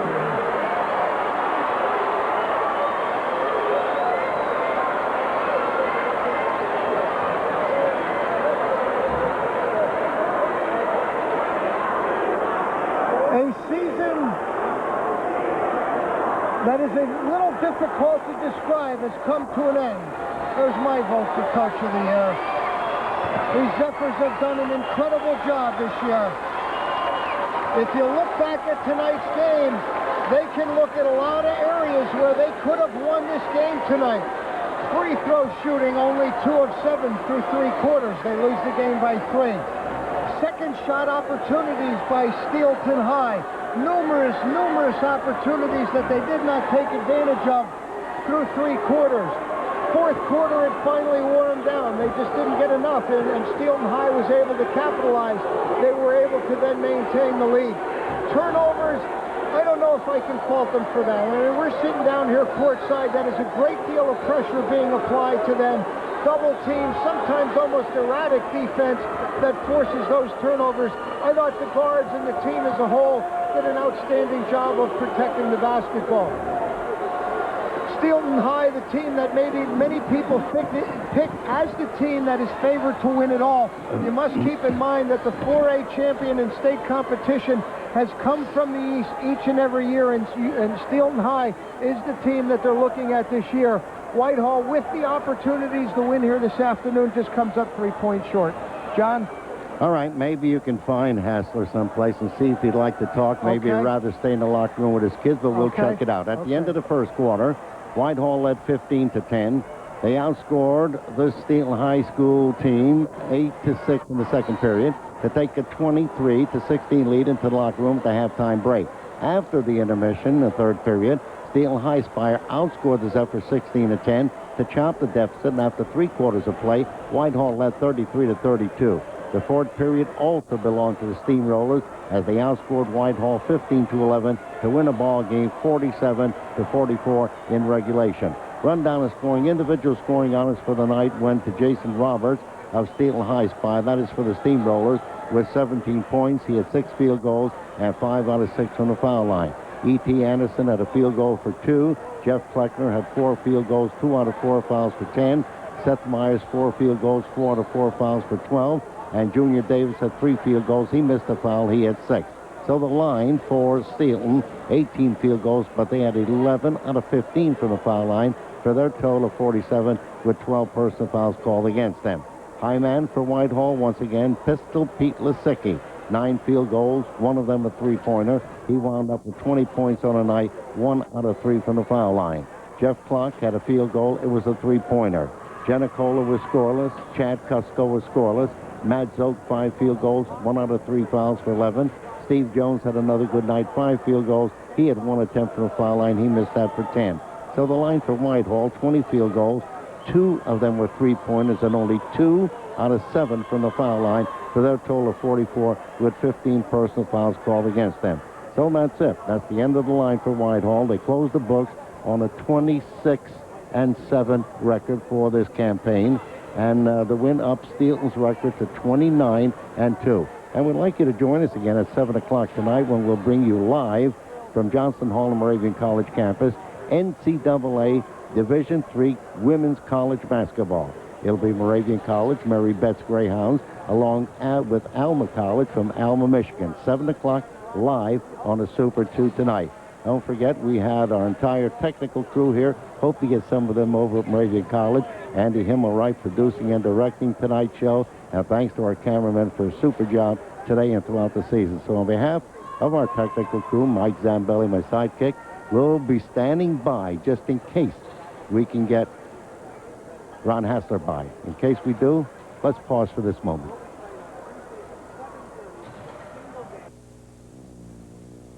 You're invited to enjoy over 100 free dinners at the finest restaurants around the Lehigh Valley and the Poconos. Introducing the new Dynamite 92, full of 2-for-1 offers that can save you thousands of dollars this year. For fine dining, simply present your gold membership card. Use it just like a credit card to enjoy your complimentary meals. Dynamite also features popular casual and family dining. That's even more 2-for-1 offers at places you always visit. Dynamite's entertainment and services section has 2-for-1s on video rentals, lift tickets, and sports. There's also discounts on movie theater tickets, car washes, dry cleaning, and so much more. All that savings for just $16.95, and that includes shipping and handling. It's easy to order. With Visa or MasterCard, call 776-2539. If you're outside the Lehigh Valley, call toll-free 800-369-7218. Or send check or money order to Dynamite, 1045 Hamilton Street, Allentown, PA 18101. There's a money-back guarantee if you're not satisfied, and if you order 3 books, you get 1 free. Order now. For the best and the most, April is the clearest month with moments of absolute truth and guaranteed consequences. With justice, equal, eternal, unmistakably armed and dangerous, and comic vision taken to new heights. Cinemax puts the month in a different light with 170 movies and a rhythm all its own. Epic love stories, dynamic star turns, and laughs from the Allen angle. The perfect choice is the best combo. Get HBO and Cinemax in April. Sammy's only 2 years old, and he's already a clown.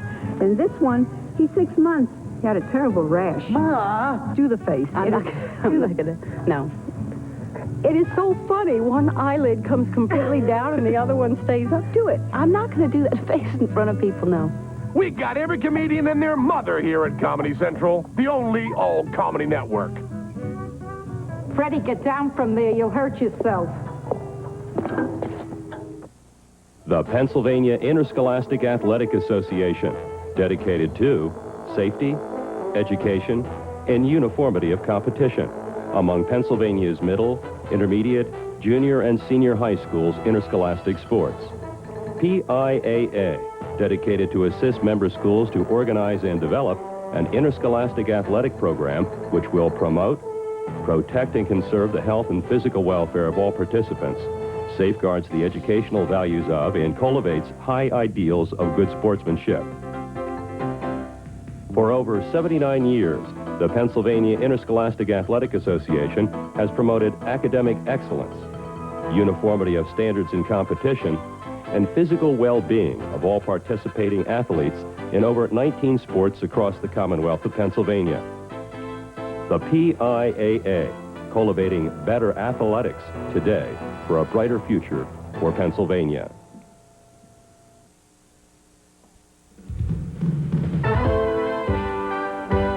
It's the end of the line for the Zephyrs from Whitehall from the 91-92 season. They drop a 47-44 decision to the Steamrollers from Steelton High Spire. Let's go courtside, Mike Zambelli and Ron Hassler. Mike?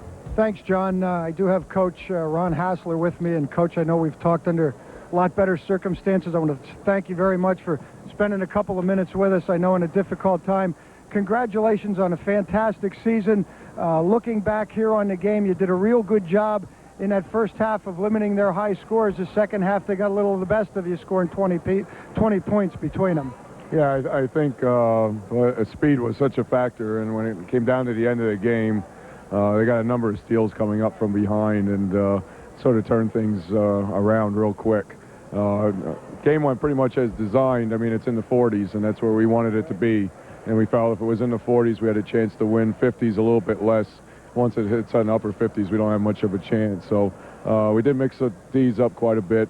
They do play well against zone, maybe a little bit better than the other teams that we hit at this level against a matchup zone. So we mixed up some triangle and that type of thing to try to throw them out of sync. But, you know, they're just a real good team, and we felt after scouting from the people we've seen, we thought they were the best in the state. So I think the kids have that to sit down and look at, that they're right up there, you know, with one of the best teams in the state. Well, there's no doubt about that. Looking again back, I thought one of the things, certainly the second shot opportunities hurt you tonight, but the free throw shooting, 2 for 7 through 3 quarters, is not a typical Whitehall afternoon. Yeah, I think on the other hand, Steelton took real good advantage of the foul shooting situation throughout the game. You know, they didn't can a couple here once it got down under a minute, but all through the night they were very consistent. They were hitting nothing but net on it. So that's a real important factor of the game that we need to have in our favor. And, you know, like you said, we just didn't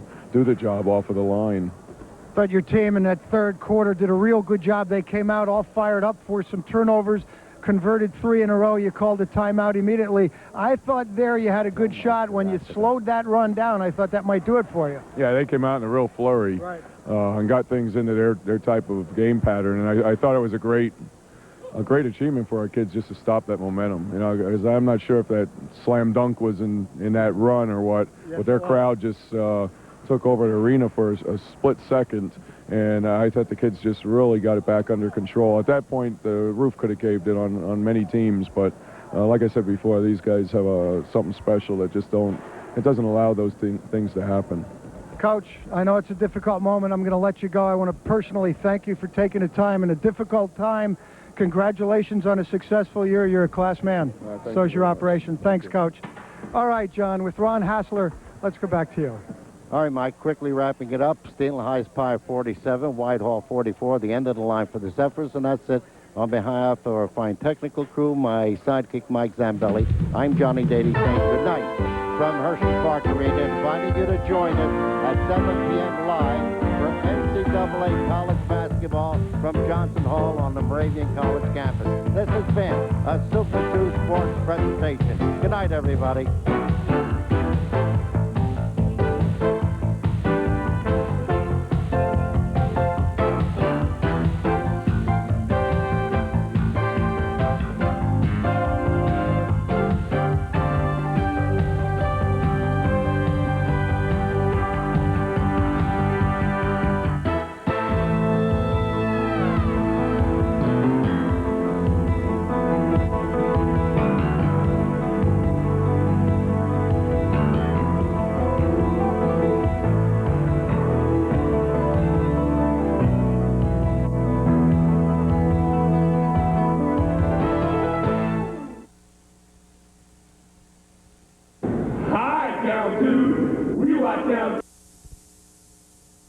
Right here on Cable 4 Sports.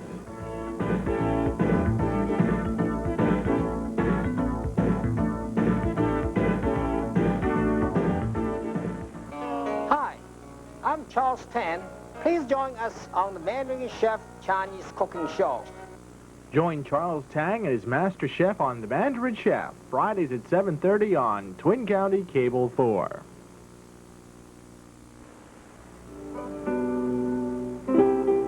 You are viewing Twin County Cable 4, your choice for community programming in the Lehigh Valley.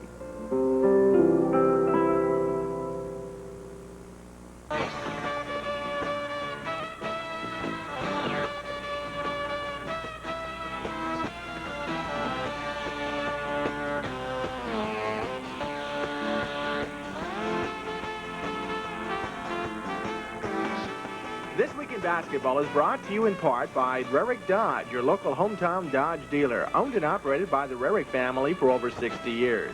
Go see Roger, Joan, or Gary for your next new or used vehicle purchase. Rarick Dodge is a Chrysler 5-star quality service dealer located just minutes north of Route 22 on Route 512 in Bath.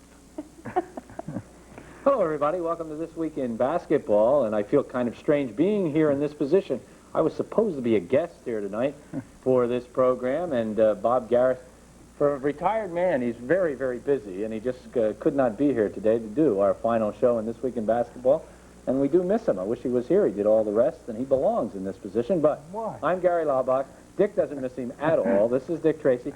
Kathy Benikoff. But I miss him. And Kathy misses him. Kathy misses almost everybody. And we are here for This Week in Basketball. This is our final edition. So we're going to just kind of take a relaxed look at our 1991-92 season. about as relaxed as we can be after finishing up a couple of months where we did 54 events, and I would venture to guess about 45 of those were basketball games. So I'm a little dribbled out. How about you guys? Yeah, Yeah, a lot of I fun. think so. A lot of fun. So we're Busy going to couple loosen it of up weeks. today. Yeah, we are. In fact, we're going to start it with what we think may be really a low light, I guess, and that's the end of the Steelton Whitehall basketball game. Whitehall played just a fabulous basketball game up until about the last couple of minutes, and then things just would not go their way. Sometimes I guess you have to feel you may be destined to lose a basketball game. Here's a team that played their hearts out. Ronnie Hassler had his ball club in a position to beat Steelton. Many people believe Steelton the best team in the state. We now know, as we are taping this broadcast, that Steelton is in the state final against Punxsutawney. I find that a little hard to believe. But they're going up against Punxsutawney, a team, by the way, that never sees their shadow. I want you to know that. And we're going to take a look here at the last minute of the Steelton-Whitehall game. And as it unfolds, we'll cut in from time to time when a couple of timeouts are taken. But we'll turn up the volume here and let you listen to our Hersheypark Arena coverage. Make some noise. At the line, Jason Roberts, a 6'2 senior. Oddly enough, the only senior in the starting lineup. And he has played like the main man today. He missed it. He missed it. He threw up a brick. It never got there, Gary. From behind. Saw it coming. Foul. It's on clock. Clock was smart enough not to grab him. Still in a one-on-one situation. Everything worked but the possession. Whitehall, their last 4 possessions, Dick, they haven't been able to do anything with the ball. No, and the whole thing, Gary, is that through this whole mess, and it was a mess for the Zephyrs, only, what, 11 seconds have transpired. 1 and 1. Same situation. That one's in. Myers. They're up 3. Seth Myers has been a scoring machine for the Steamrollers all season long. This could be the biggest foul shot of his career. The ball is lost. The ball is in. They bring out another one, I guess. The basket ate the ball.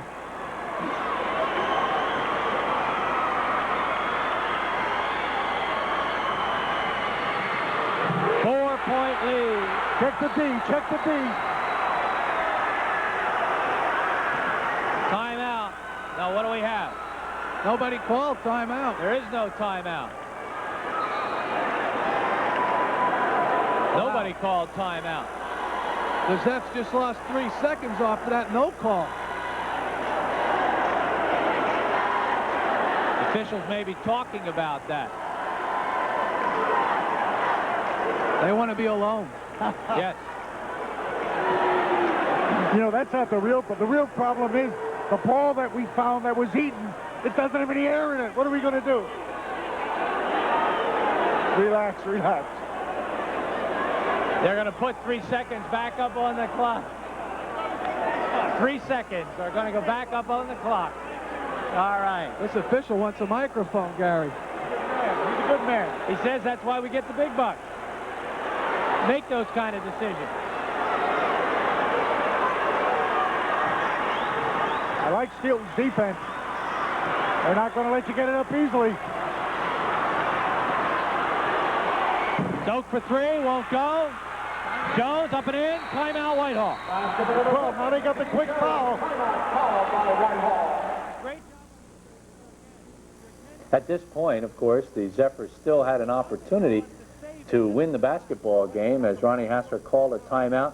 And Dick, you and I at that moment discussed the fact that we were so impressed that Ronnie had that timeout left. I think a lot of people would have called the timeout when the officials thought somebody called the timeout. Yeah. Nobody did, and I think the reason nobody did is because Ronnie knew that he was going to need one more at least to set that defense up, and that's what they did. Right, the dead ball, which the officials created, and then the timeout off the score. It worked. It really worked to the Zephyrs' advantage. Plus, then they practically say, here, let's have an even deal, because Steelton will call the timeout that he needs, you know, Yeah, to end right. it. Right. So we'll see that. We'll see a very strange timeout here before it's all over. You get a look at the crowd, and Dick, this was just an absolutely special atmosphere. I think in terms of atmosphere, this was the greatest game we had all year. This place was jam-packed. It was a state final, state championship kind of crowd, and boy, everybody was in it from the very beginning. And when somebody made something happen that was big, the roar that went up into that dome was unbelievable. Well, I still say that's how Lisicky lost the ball. He lost the ball with crowd control, because otherwise someone could have warned him, you know, of the guy coming from behind. But that was difficult. That was extremely difficult. All right, let's go back to the action now. The final, I think this is about the final 12 seconds now of the ball game. They reported too late. No, he reported after they broke the huddle. We saw that in the previous game. All right. Here we go. Tried to get a technical on Pete. Pete can't foul. Pete can't foul. Somebody has to. There it is. Oh no. Foul is on Cusco. Oh, 7 seconds. Going to the line. My heart was in my throat on that one. Fleckner is 1 for 2 from the foul line. He has not been there since the first period. Like you said, Gary, Whitehall has no timeout, so they can't ice Jeff Fleckner. But 7 seconds is a long time. If he misses it, they'll have a shot.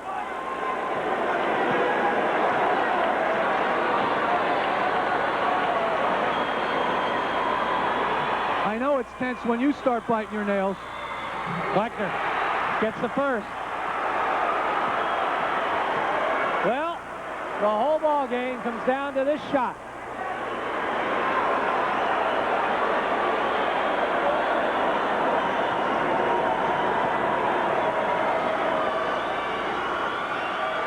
He missed it. Whitehall looking, so up the floor, out of bounds. 2 seconds on the clock. Oh. Steele wants a timeout, Gary. They're playing right to Whitehall. They're going to let Whitehall set up a play. This is a timeout that we found very unusual, because Steelton was giving Whitehall an opportunity, even though Whitehall had no more timeouts left, to put a play together and to really come up with something. Also, watching this again, and it's a feeling I had at that moment, if that pass from Zoke gets to Lisicky, he obviously would have been in position, Dick, to take a three-pointer. He never got the ball, it was deflected, and then it ran into the official and got caught up in his legs a little bit, knocked another couple of seconds off. 3 things, Gary. Number 1, he loses at least 2 seconds because of the deflection. Number 2, you put the ball in the hands of Lisicky. And number 3, you put the ball in the hands of Lisicky with his dribble left. You know, and I'm sure he would have been create something, but, you know, that's foregone conclusions. So the situation was obviously a tough one for Whitehall, as they're looking at 2 seconds on the clock. They're going to get the ball out of bounds. And obviously, Dick, I would think everybody is looking for Lisicky to get the basketball. And it appears as if the entire play was centered around getting it to Zoe. Well, I'm going to check the inbound again close. I've watched this several times now, Gary. I wasn't convinced it was a three-point attempt, but it is. You'll see him definitely beyond that line. I got confused on that second line. They appear to look for Lisicky. Now find Lisicky if we can. He's off camera. They're looking now. They go to Zoe. See, he is way inside that, outside that three-point. It's just 2 seconds. That's tough. And as you said, I thought. Well, it's over. But a great season for the Whitehall. So there it was, the end of our season, because we found out, guys, as we came back and read the newspaper the next day, and Kathy, I'll go to you right now, that all of a sudden our Saturday, Wednesday teams got completely wiped out. Yeah, that's unfortunate. We saw Notre Dame lose by a couple of points, but they were up by 20. What a heartbreaker to have a lead like that just kind of be whittled away from you without timeouts and without your big players on the floor. So that was unfortunate to see that. And then also we found out that Beckett didn't make it through.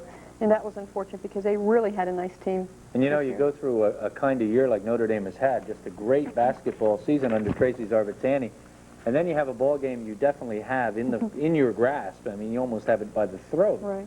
And then to lose a ball game that way and to realize it's the last game of the year, the one you'll probably remember for a long, long time, that bad taste just doesn't go away from what should be just terrific memories, and hopefully it eventually will be.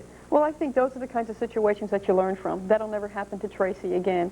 Whatever happened, obviously I haven't had a chance to talk with her, so I don't know exactly what happened, but whatever mistakes were made, if there were any mistakes to be made at all, I guarantee they won't happen again. Mm-hmm. And so of course, you have to see that. That same day, we lost the Falcons of Salisbury. Salisbury goes by the board.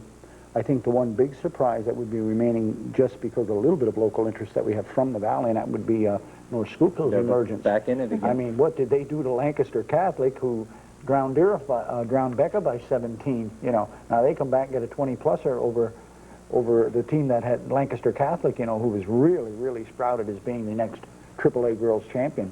That had to be a big shocker along the way. Really, the shocker, I think, in everybody's mind was Becca beating them, because I think everybody felt North Schuylkill would get back to the state final. Well, they went to a standard trademark. They went up in that last quarter, and they made something like 10 out of 11 fouls.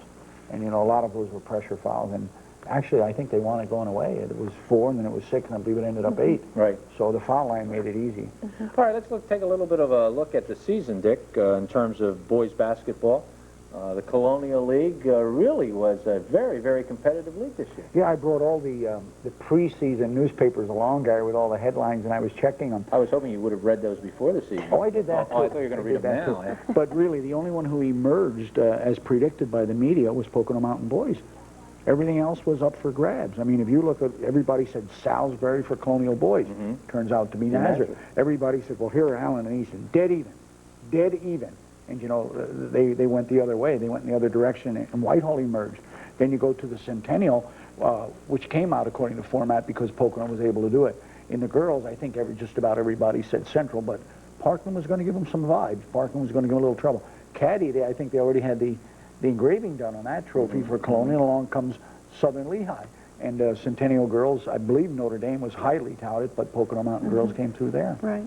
I think, you know, as we look back on our season, a lot of decisions are made during the week, each week, as to what games we're going to do. As we always say, we set up a tentative schedule, but then we watch how things unfold, and that's kind of what determines what we do and what we don't do. I think probably our biggest error in hindsight was the night when I had the District 11 Wrestling Championships, and you were over there with Bob at Central, and we decided that Allen Parkland would be the most competitive. Probably based on the fact of their 2 regular season games, that they were so crazy and wild. We decided to go to Allen Parkland that particular night, and that happened to be the night the Nazareth Blue Eagles and the Eastern Red Rovers just played a phenomenal game. Allen blows out Parkland by an astronomical figure at home. Parkland goes vice versa at Parkland, so we have them for the 3rd encounter. We said, well, cancel all those points. They're dead even. Coming in, you know, Parkland blows them out again and eliminates Allen. I don't know, it must be the first time in 170 years from a state playoff picture. And then they follow with 83-82, which you talked me out of leaving and don't watch because I want to watch you with the live wrestling final. The double overtime game where Nazareth lost the 10-point lead, kind of similar to what happened to Notre Dame on last Saturday. Well, I guess we'll take a look at what we consider to be our top 10 now at the end of the season.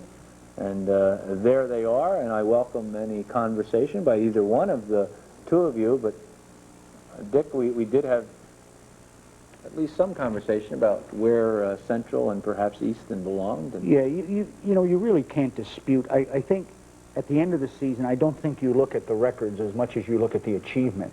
Yeah. You know, and you say, gee whiz, I got, and you'll see that mostly when you get to girls like Becca. There might be some people say, wow, are you kidding me, Becca that high? But my heavens, you know, their achievement. Don't look at those 10 losses or 11 losses that are on the negative side. Say what they accomplished, and that's what it's all about. And I don't see how many people could, they might dispute some of the order, but I don't see how they could dispute the entries, let's put it that way. Of those 10, I think Saucon Valley was a real comer as the season progressed. I know, Gary, that you had said at the end of the first half, watch out for Saucon Valley because that'd be a team. You have them, and it turns out to be a bust. And you say, oh, my heaven, but yet they come on, and through the playoffs, they just generated steam. Let's talk a little bit about the list as they are up there. We know that at the beginning of the year when Bob sat down and made up his list, and as almost everybody else did in the area media, it was either supposed to be Allen or Easton. So Easton finds themselves close to the top, so you have to consider that Stan Suffin had what everybody considered the kind of season he was going to have. He gets knocked out of interdistricts by Williamsport, and Williamsport goes on to at least get themselves into an Eastern semifinal, so they're a good basketball team. The real question mark, Dick, is what happened to the Canaries? Why are the Canaries now 7 at the end of the season when most people thought they'd finish near the top? I have the answer. It's a simple one. People won't like to hear, but they couldn't shoot. They simply could not shoot. I saw them, play perimeter basketball on occasion, and oh heavens, it looked like they were saying a Hail Mary every time they released it. They were really praying when they threw it up. What it came out to be percentage-wise, Wayne Thomas probably had as good as percentage as anybody, and Wayne could stick it, but boy, they were really hurt. And then Bray goes down. Right. So now there's a phase of their outside game that is just totally wiped out. The good news, I think, in that situation was that they went out and found a Sean Penn, who will probably for the next 3 years be an absolute star for the Allen Canaries. All right, we're going to call for a timeout right here, and we're going to get back. We'll take a little bit of closer look at the girls' basketball season for the year. Dick's got about 22 lists of top 10 things. He's like the David Letterman of Twin County. So he's got a list that he wants to go over. We'll talk about some memorable moments, and we'll just sit and chat a little bit. Stay with us. We'll be right back.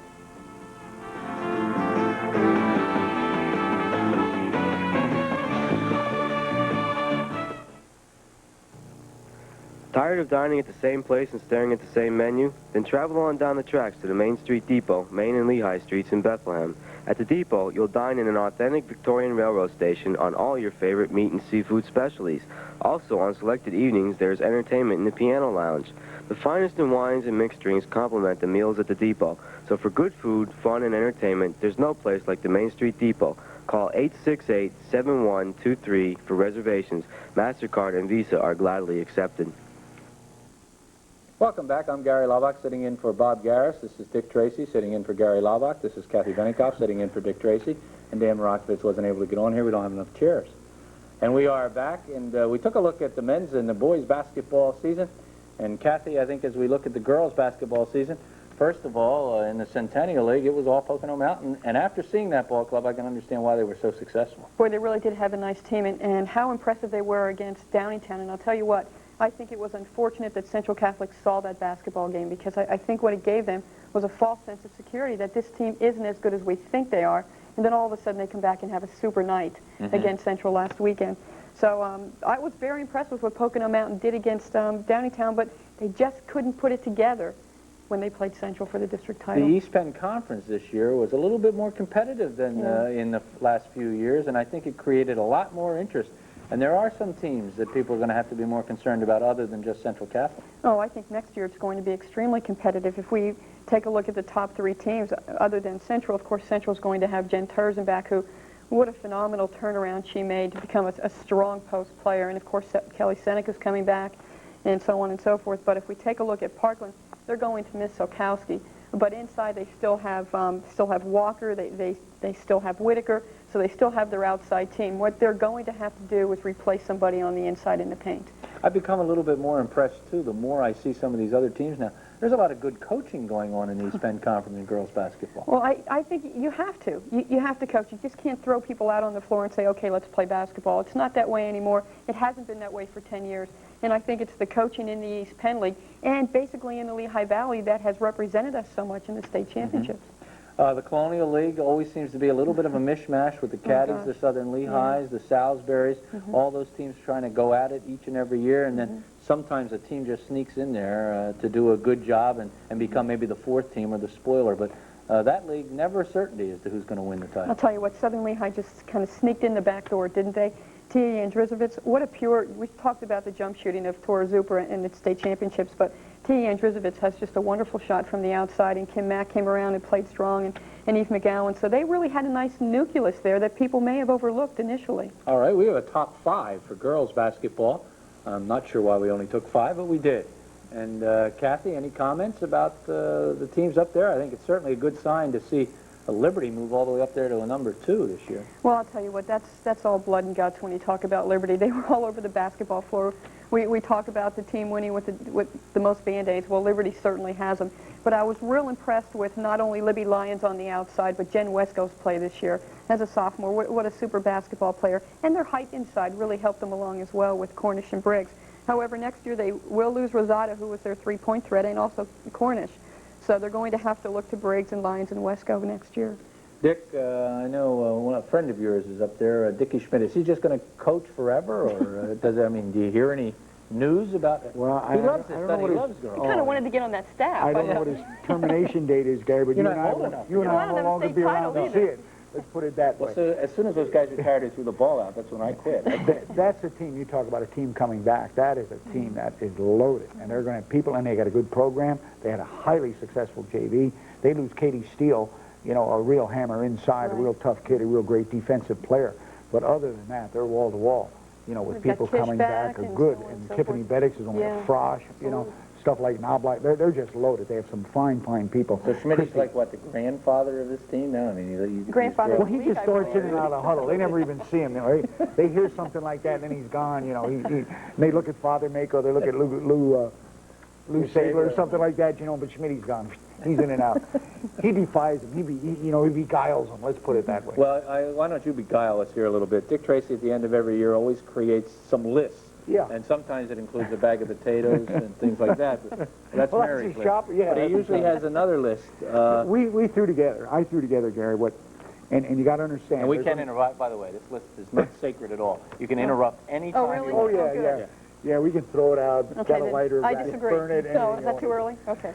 This all-star team, I hate that word.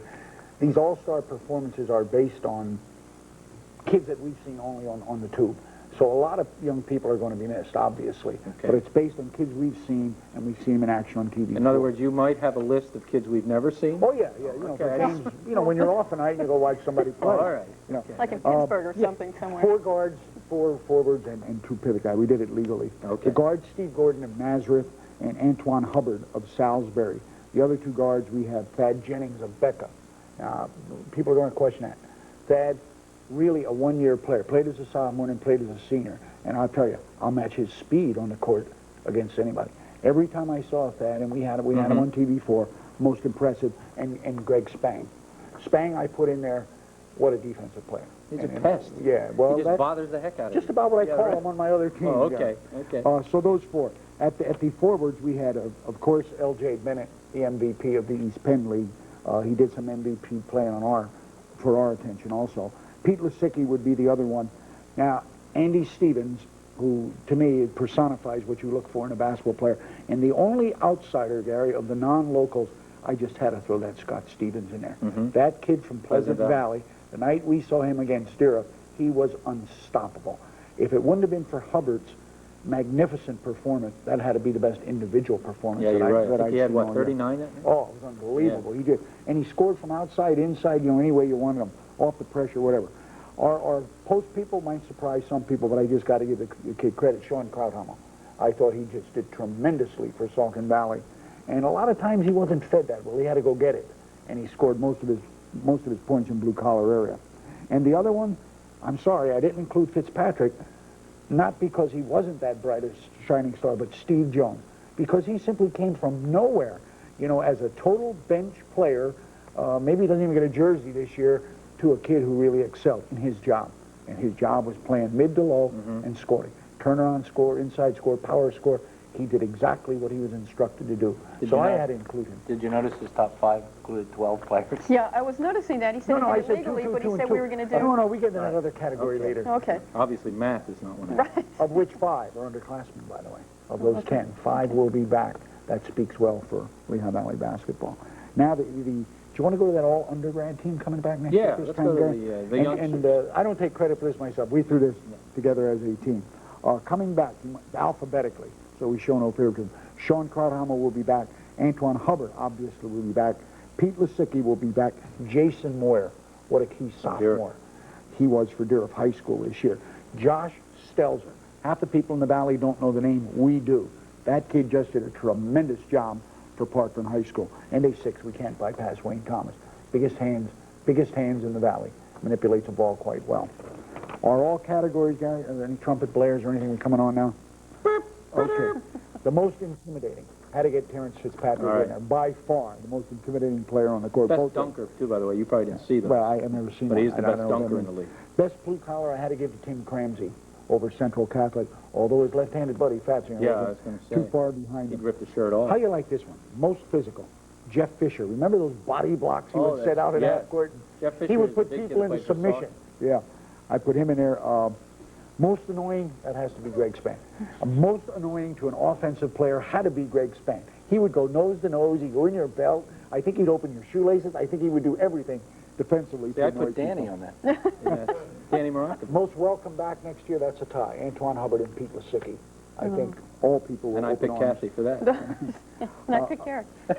And a new category, brand spanking new. It's about this long. I have to read it. The coach on the floor type who must take the responsibility on floor for the leadership role in all phases of basketball. That's a category? That's a category. I don't understand Chris it. Scalini of Phillipsburg. Most relied on kid on the court. Oh, why did you say that? Most relied on kid. Why did he have? Well, we had to build up to it. British. Fisher tells him, get the car ready, warm it up, get the groceries. The kid just does everything on the court and does it well. He'll be back to haunt a lot of people. All right, there it is. Boy, I hear the applause in the valley. Yeah. The list. And next week we'll do the girls, that's right? Yeah. That's the top 10 400 list by Dick Tracy. Well, we had a great season. No question about it. I don't think we've ever done. Well, I know we have never done more ball games than we did this year. So I'll give Kathy a chance to think about this, but I know you can just rattle things off the top of your head. Most memorable moment of the season. Well, I got to steal that one from you. All right. Because it's both our memorable moments. I know that, Gary, and it's 32 minutes long. Antoine Hubbard. That night he had 60 plus. You know, so many people in the Valley says, Antoine, defense, question, bad shots. But we happened to catch him on a night, Gary, where I saw him steal the ball at half court twice when the guy wasn't dribbling. He just took it. At half court when the guy he just did everything. Baseline drive, three-pointers, follow up his shot, drive, dish off, hit everything in sight. Tremendous. And it gave me an opportunity to tell Dick that Antoine scored more points in that ball game than he scored in the month of January. I checked so it, I he thought was right. that was probably All my his months of January as a coach. Right? Kat, most memorable moment. I'll tell you what, it was just a steady season. A lot of things happened that we expected to happen, but one of the most memorable games that I saw this year was the Central Parkland game during the regular season, the second time they played at Parkland. The gym was packed. It was a great setting for a great basketball game. Parkland was ahead the entire game, and Central turned it around and came back, and they did it without Jill Heller. And I thought that really showed the character of Central and may have begun Jen Turzin's strength factor and brought her into what she is today. Well, my most memorable moment is spending another year with these people. I mean, I don't know what else anybody could do that would constitute work. I can't believe this is work. But I also want to mention what a great week we had with the Patriot League. I think that was very memorable for all of us, too. I think we had a good season. Well, there you have it. There is our This Week in Basketball. And as always, we have a fine sponsor who takes care of our This Week in Basketball as they have done all season long, and that's Rarick Dodge. And we want to have an opportunity. Well, they're not going to throw up the Rarick Dodge promo, so I'll tell you that Rarick Dodge is Chrysler's 5-star quality dealer in Bath with over 60 years of experience in the sales and service of quality Dodge projects. Roger, Joan, and Gary are waiting to assist you in your next vehicle purchase. They're easy to find from anywhere in the Lehigh Valley. Just exit Route 22 on the Route 512 and turn right. It's just minutes to Rarick Dodge. Open Monday through Thursday, 9 a.m. to 8 p.m., Friday and Saturday, 9 a.m. to 5 p.m. for a clean deal. Come to Bath. Come to Rarick Dodge. Well, these two will probably not fight again until next January. But I hope you've enjoyed our season as much as we've enjoyed it your way. And the crowd response is unbelievable. Bob never got that applause. We will be back. We'll see you in the spring with basketball. With baseball. Kathy Garrett.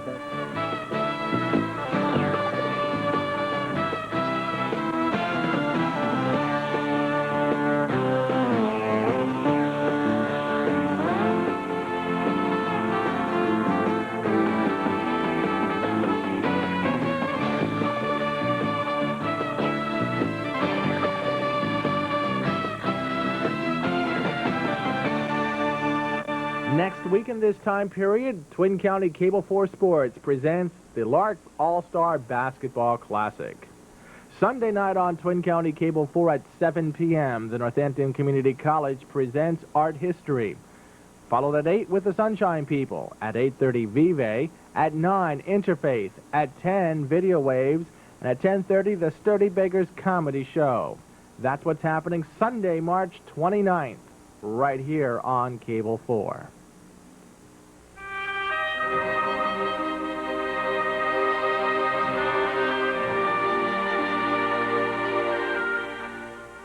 Twin County Cable 4 now leaves the air. Cable 4 provides exclusive local programming for Twin County Trans Video Incorporated. Twin County Cable, the company of choice, is proud to be a pioneer of the cable television industry, with over 50 broadcast and premium channels for you to select from. For information on any of these features offered by Twin County Cable, or for comments and suggestions on the local programs broadcast by Cable 4, call us during regular business hours at 262-6741 or 264-5141. Or you can write us at our main offices and studios located at 5508 Norbath Boulevard, East Allen Township, Northampton, Pennsylvania, 18067. Cable 4 provides live programs utilizing CAR's microwave transmitter KN2493, as authorized by the Federal Communications Commission in Washington, D.C.